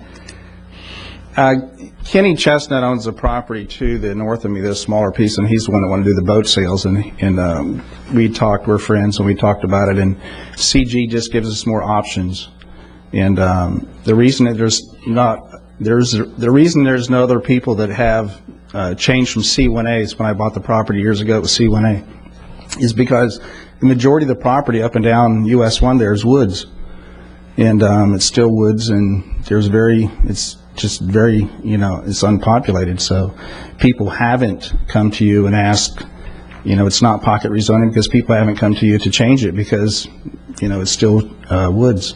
So eventually it will be all CG probably, and I own the property, and there's no access to the property behind it. And I'm in a landscaping business on a day spring, and at the appropriate time, there'll be a buffer there, but, I don't know what I'm going to do with my property yet, and it's not for sale.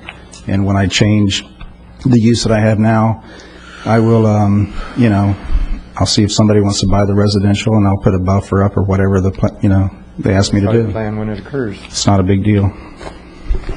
Thank you, sir. All right. All right. I will open this as a public hearing, so the public hearing is open. Does anybody wish to speak? Seeing none, the public hearing is closed. I have one question to staff. Should we be looking at rezoning all of this to CG? I mean, instead of just doing this one at a time like this? Wait till they ask. No, because you run into major problems. You're coming in, people own that property, and when you go in and try to do a county-initiated rezoning and people own it, you're just creating problems. There's no big deal in letting people come in, and if they see a need or an opportunity that requires CG to do it. Any other comments? I'd be happy to make a motion. Go ahead. I'd move approval with the staff's recommendations. Second and third that. Okay, all in favor? Any discussion? Hearing none, all in favor? Aye. Aye. All opposed? Passes unanimously. Okay. Is this next item going to take a while, do you think? I hope not. All right, I was going to call a recess if it was. He hopes not. United Indian River Packers LLC requests for a small-scale land use map amendment to redesignate 8.36 acres from L2 low-density residential 2 up to 6 units per acre to CI commercial industrial, and to rezone those 8.36 acres from RM6 multifamily residential up to 6 units per acre to IL light industrial.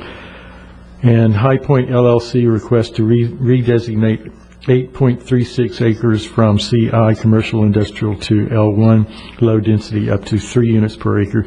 United Indian River Packers LLC and High Point LLC owners, William Caldwell, agent, Mr. Carmody.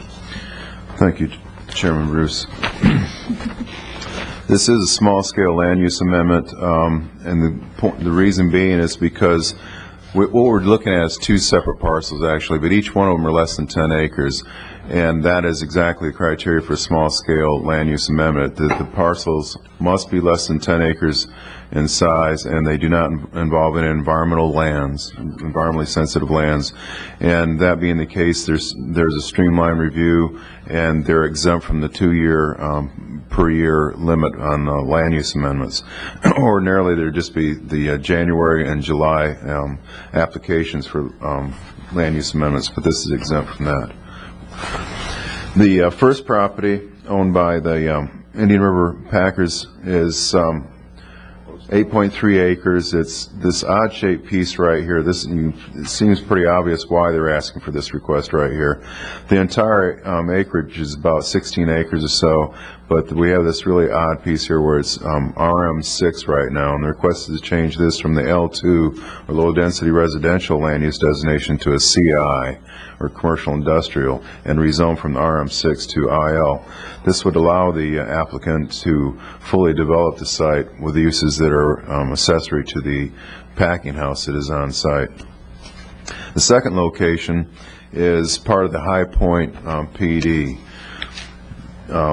Again, we're looking at exact same acreage. This is an even swap out of acreage, 8.36 acres, and this particular parcel is currently designated commercial industrial, and the request is change this to L1. You notice that the subject property 1 has an L2 land use designation. So what we're actually doing is going to a lower land use designation, in fact. And this site, as I said, is part of the High Point PD. The purpose is to secure the land use designation and zoning necessary to develop each of the sites with a commercial, industrial, or residential uses that are consistent with its land use designations. And as I already indicated, the subject property 1 is going from L1 or L2 to CI, and the second parcel is going from CI to an L1. Subject property 1 is adjacent to the Red Stick Golf Club course, which is a part of a PED. To the east and across Old Dixie is zoned CL. To the south, you might be able to see through the zoning district colors here the actual packing house plant, which is in the IL zoning district. To the south of the subject property 1, you have A1 and IL zoning districts, and there are a couple of single-family homes there that are non-conforming uses. As for subject property 2, it's entirely surrounded, with the exception of the Oxness Golf Club to the south, which is RM4. The rest of the site is surrounded by the PD, which is part of the High Point subdivision. While the rezonings and land use amendments, we look at the following criteria. Again, it's the same situation again. This is exempt from the concurrency test because it's a swap out of exactly the same amount of acreage, 3.6 acres of CI being swapped with 8.36 acres of L2. And as I mentioned earlier, it's further reduced because the land use designation on subject property 2 will actually be L1. And a detailed concurrency review will be done at the time of project development, which really only affects subject property 1. Number 2 is already taken care of because it's under a PD. It's consistent with our land use policies and objectives, and it meets, in particular, future land use element policy 14.3, there are 4 criteria for land use amendment. One, that it's to correct an oversight, there's substantial change in circumstances, or to correct a mistake. And the 4th criteria is a swap or reconfiguration without increase of density or intensity of uses. And that's the case with this request. As for environmental impacts, subject property number 1 is already a developed site and it's altered. Subject property 2, however, does have some upland habitat and wetlands and environmental assessment we've done prior to a land development permit normally, and in fact that's already being reviewed as part of the High Point subdivision, so that's already in process. So therefore this impact would be the same with either land use designation, no adverse impacts. As for compatibility, obviously rezoning subject property number 1 to an IL would be compatible with a parent parcel that has the packing house. The property to the north and west where we have the Red Stick Golf Club would be buffered, buffers would be required for any new development on subject property 1. And to the south there's really no change in the impact there. We have non-conforming uses in an A1 and IL zoning district. As for subject property 2, as I mentioned earlier, it's surrounded by PD with the exception of the Hawk's Nest to the south, and the site plan has already been approved for the PD. In conclusion, the land use designation and zoning is compatible with the surrounding uses. It's consistent with our comp plan, exempt from the concurrency test, and there are no additional environmental impacts. Therefore, staff supports the request and recommends the planning and zoning also recommend approval to the board for this request. Thank you. Any questions of staff? Go ahead. Two questions. What's the High Point PD? I'm not familiar with that. I think Stan might be able to answer that. I don't remember the particulars on it. It's been about a year or so. Is that a residential development? Yes, it is. It's residential. And you got industrial in the middle of it? No. Let me back up here for a second. It just happens to have a CI land use designation. Okay? But the CI, and maybe we back up some more, the CI land use designation bisects the property, somewhere in there. Let me back up again. Right here. Getting dizzy. Yeah. Actually, there's more CI land there than I thought. But this entire area here is under that PD. I can advance forward. Including the swap piece? Right. Right. This entire site right here has a PD plan that's already been approved that overrides this entire site. Including the swap piece? The swap piece, right. Plan. It just happens and it's going to be have house. It's intended to have housing for residential use, correct? So, am I correct then that the whole reason for the swap here is legal? They don't game need. They don't get need into the. It's a shell Shame you have to do it, but apparently to get the Get the industrial, the IL up on the other. no, yeah, to be able to do what Bob. Wait a second, hold on.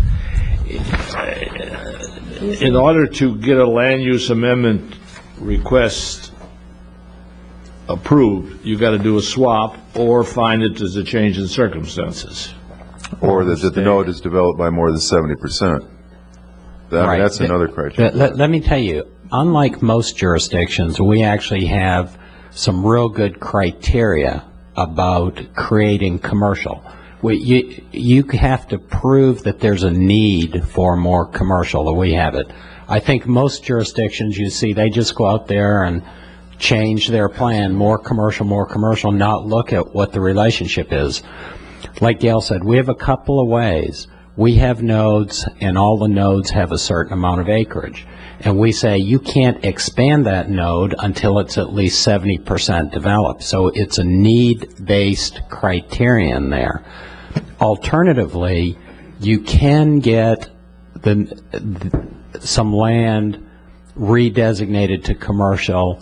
In essence, you can expand one node if you contract another, or you can expand a node in one area if you contract another. Basically, it's trying to make sure it's a zero-sum game. But if you didn't have that here and didn't have the requirement, I assume you'd still approve the first. No. You wouldn't do it? No.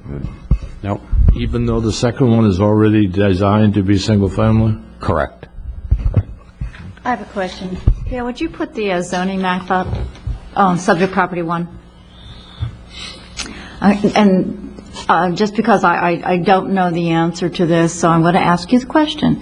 The bottom part of the IL that parallels 77th, that's single-family residences at this time, correct? Oops, pushing the wrong one. This Yes. southern part right here.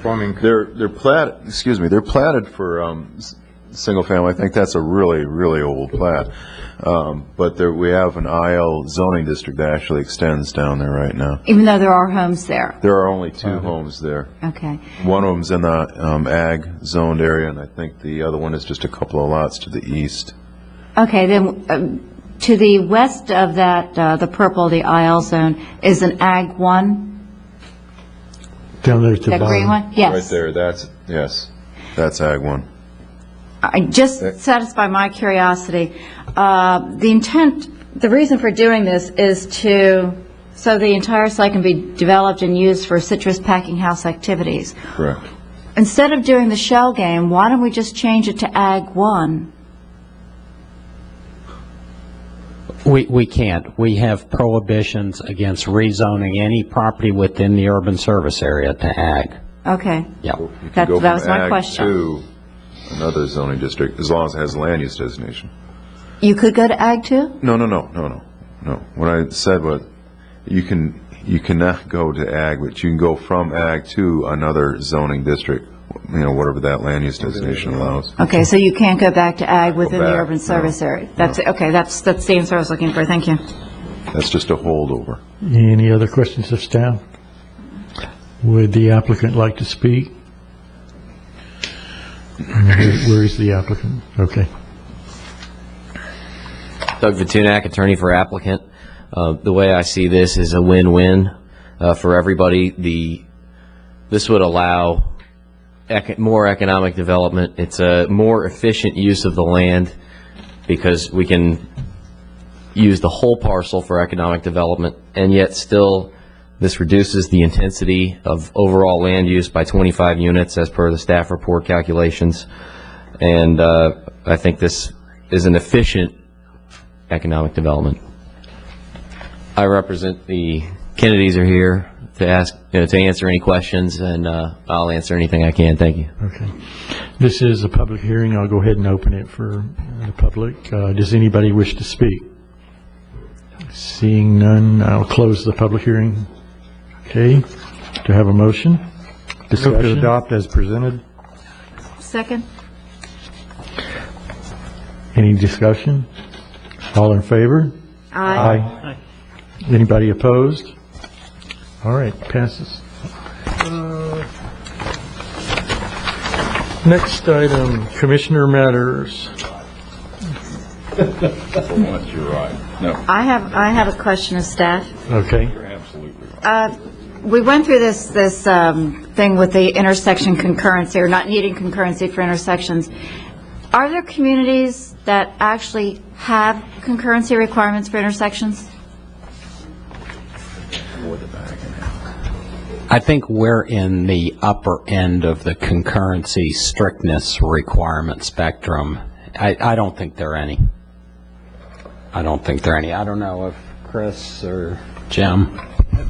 I think most communities don't even do regular concurrency for length. I can tell you that. I'm not aware of anyone that tracks intersection concurrency. Almost everyone that does concurrency looks at segments or links like we do. But I would venture to guess that most communities look at intersections, and if there's a project that's going to adversely impact the intersection, they're going to want to know what the mitigation is going to be to deal with that intersection.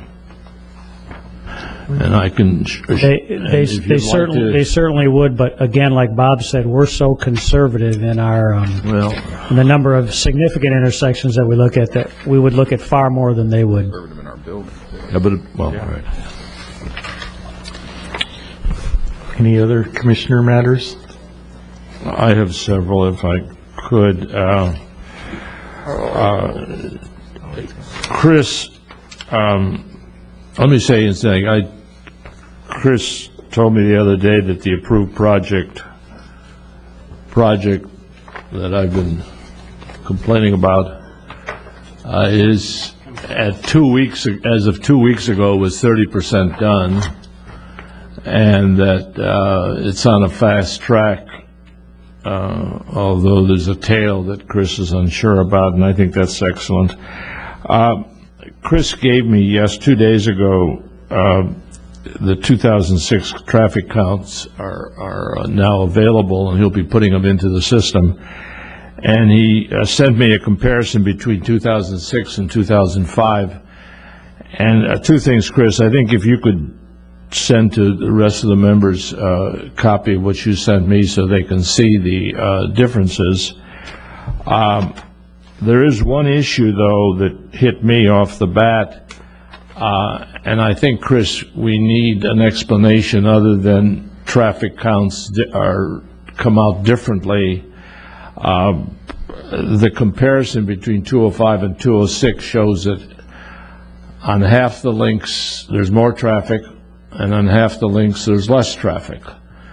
And where the traffic is less, and we're comparing a hurricane year 2005 with a non-hurricane year 2006, or the aftermath of the hurricane in 2005 still being experienced, where the traffic is less, the less is upwards of 30%.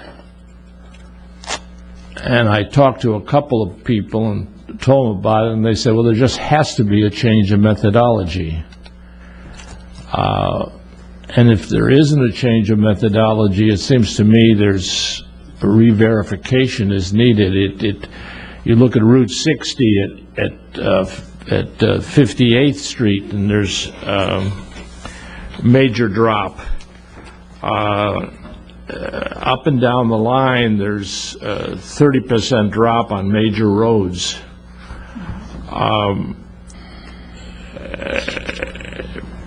Perhaps 510, there's major drops.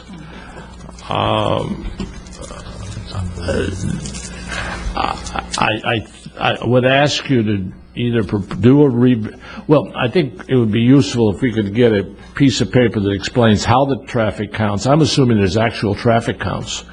That's correct. And there's been no change in methodology in the last 3 years? No, there's been no change in methodology as far as when we do the counts and which links that we look at. There's been an improvement in the mechanics and the equipment that we use, because there's continuous improvements in that.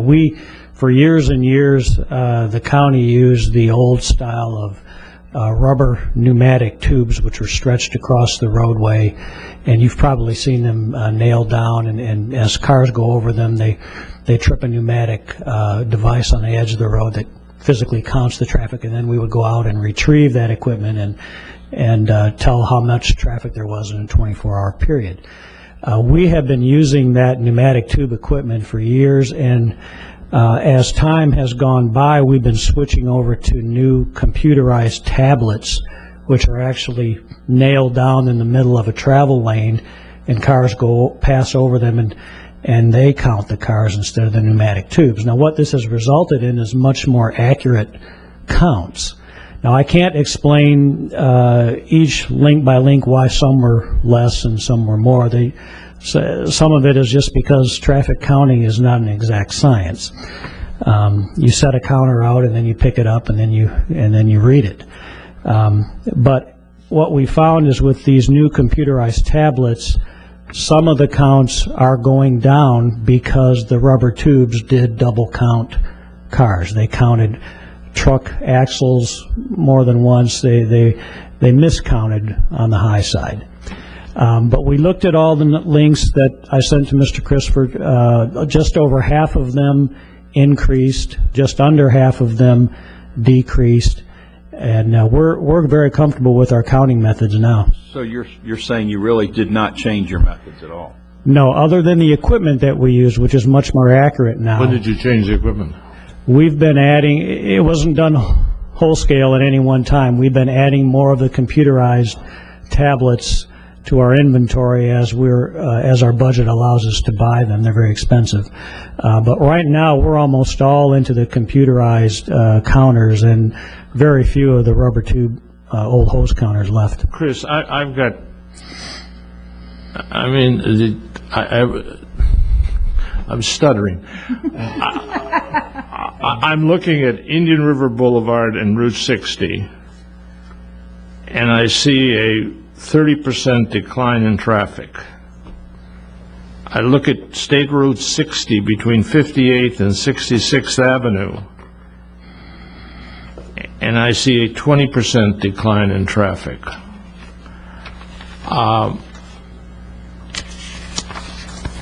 There's a credibility issue that, and 2005 was a year after the major hurricanes when people weren't coming back here. I don't want to pursue it tonight further. I think maybe you ought to look at it, and I mean the numbers here are so significant. Right. One thing we did do during 2006, early 2006, is we were wondering this ourselves because we were getting some conflicting results between what consultants were giving us and what we ourselves were counting.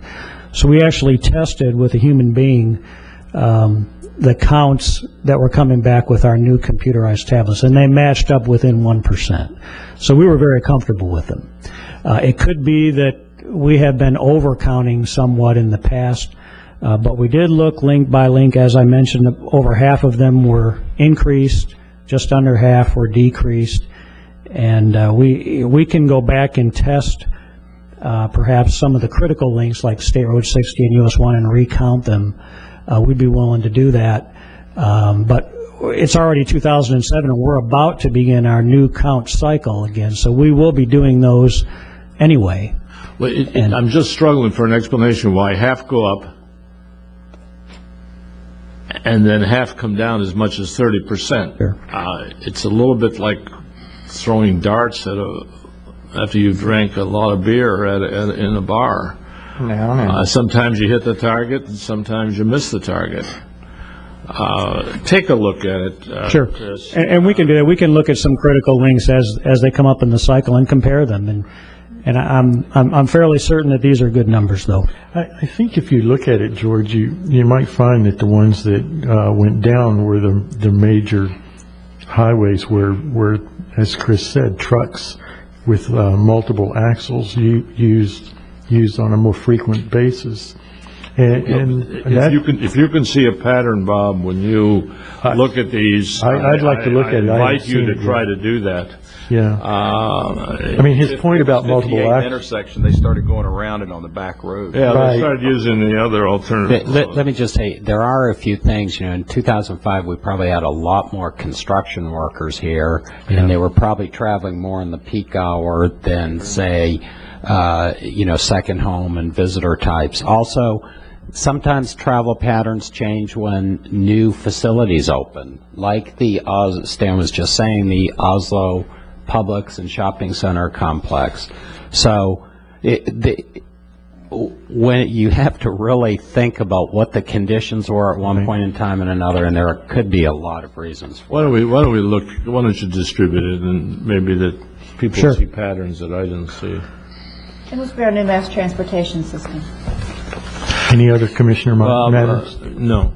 Chris, when you determined your accuracy and you took, I understand, you then were doing a person was doing a physical count at the same time the computer was doing the count.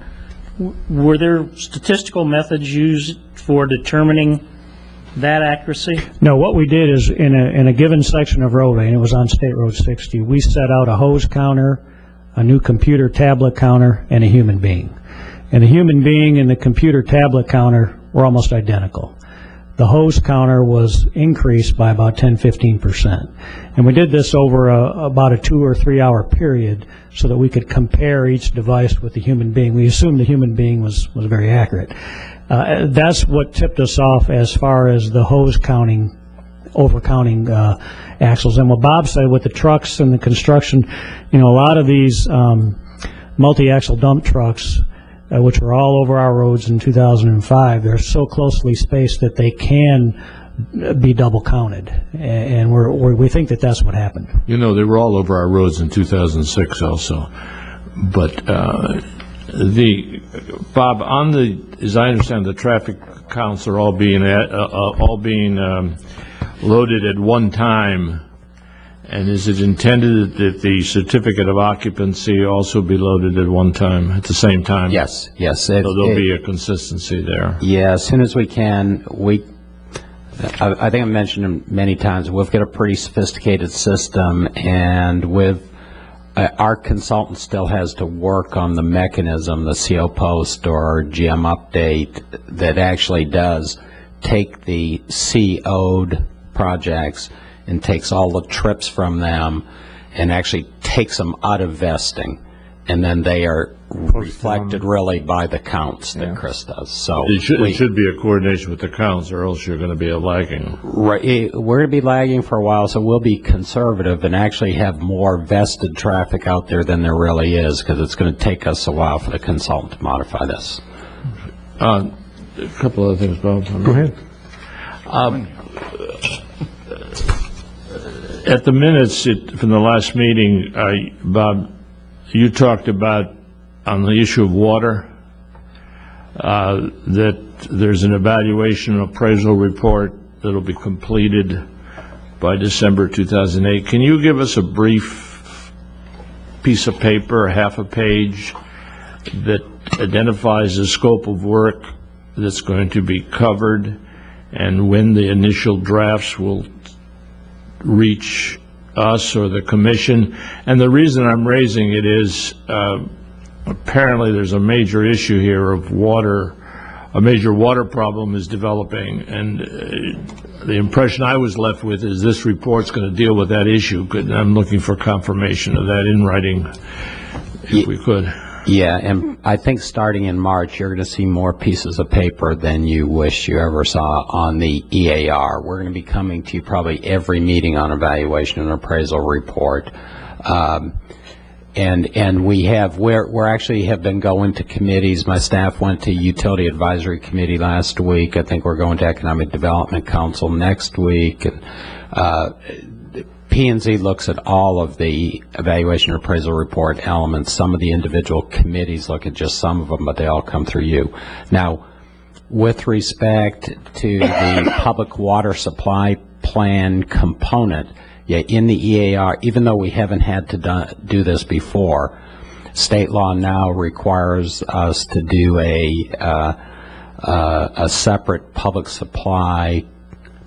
water supply component of the comp plan, and we will be doing the initial assessment as part of the EAR. Most of the real work is going to be done by the Utilities Department and its consultant, because we don't have the expertise in that. So I think they're going to be doing a lot of work this year on the whole public water supply plan, but we will get you whatever they have got as a scope. I guess scope of work and who's doing it and what the timing is on it. We will get that to you.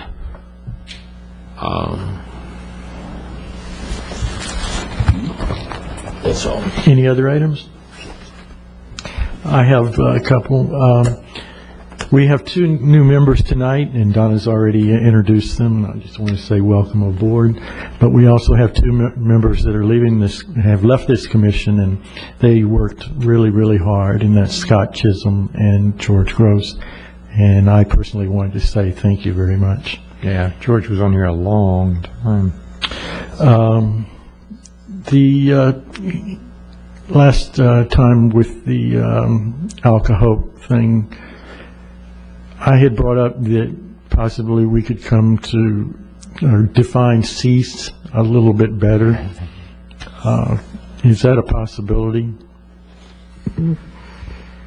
Yeah, that's out of the Chapter 904 nonconformities, and the Board of County Commissioners is going to hear. Actually, your decision was appealed by the source, and that's going to the Board of County Commissioners on February 13th. So we're going to take a look at that. Maybe we'll get some direction from the board, but that's certainly something we could we could initiate once we have some direction on a policy. If we, I mean, I don't know what form it would take, but, somehow, some very definitive way of describing cease. one of the difficulties in, again, the way it's been applied and the way we believe it's written is cessation is all activity associated with the use, because that's a pretty bright line, that without government having to know what's going on in every building throughout the county, we can know if utilities have been cut off for 12 months, for instance. And so there's a real kind of enforcement administration issue to that. Well, I understand it's not easy, but it also would be nicer if there were more clear-cut guidelines. That's it. Oh, I'm sorry, planning matters. And I was going to update you on the source. I've already done that. A couple of things coming up. Since your last meeting, there was on January 5th, the workshop on the Chapter 910 ordinance changes, the Board of County Commissioners. We had a 5-hour workshop, and they gave us some direction. And the hearing is still on for the Board of County Commissioners on January 23rd. So there will be a hearing on the 23rd, and so we may or may not get an adoption of ordinance to concurrency. We'll see how that goes. February 6th, before the Board of County Commissioners, Grand Harbor items will be going before them. You all looked at that at a special meeting. That was the DRI expansion and the rezoning and the special exception. February 13th is the source. A couple of bonus items coming up for you all. We had in your backup the notice for the Affordable Housing Workshop on February 1st in the chambers here. And we found out within the last few days, and I'll email you all these two workshops, or one workshop coming up on February 9th for US 1 issues. That'll be here in the chambers. And then on February 19th, Indian River County will have a joint meeting with St. Lucie County to discuss Cloud Grove and a few other issues, and that'll be in the Richardson Center, just to let you all know about that. And also at your second meeting in February, on the 22nd, we hope to have the new landscape ordinance changes that staff and Audubon Society have been working on for quite some time. And the last thing, now it can be said that every one of you has at least one P&Z meeting under your belt, so we're going to give you something for that. Actually, all of you. Having some new members, we wanted to pass out new land use maps, and we didn't want the new ones to have one, and then the other folks didn't have it. And we just made some updates to it because we got some information on the Fellsmere annexations that occurred recently. So the new municipal boundaries for Fellsmere are on these maps. This is the latest map. It's even more up to date than what's hanging on the wall right now. And I would just ask all 8 of you to pick one up on your way out. So that's all that I had. We can make them up as we go, right? Good. Yeah, the back is white, so you can draw in whatever you want. Well, do you have anything? No, thank you. Okay, we're adjourned. Thank you.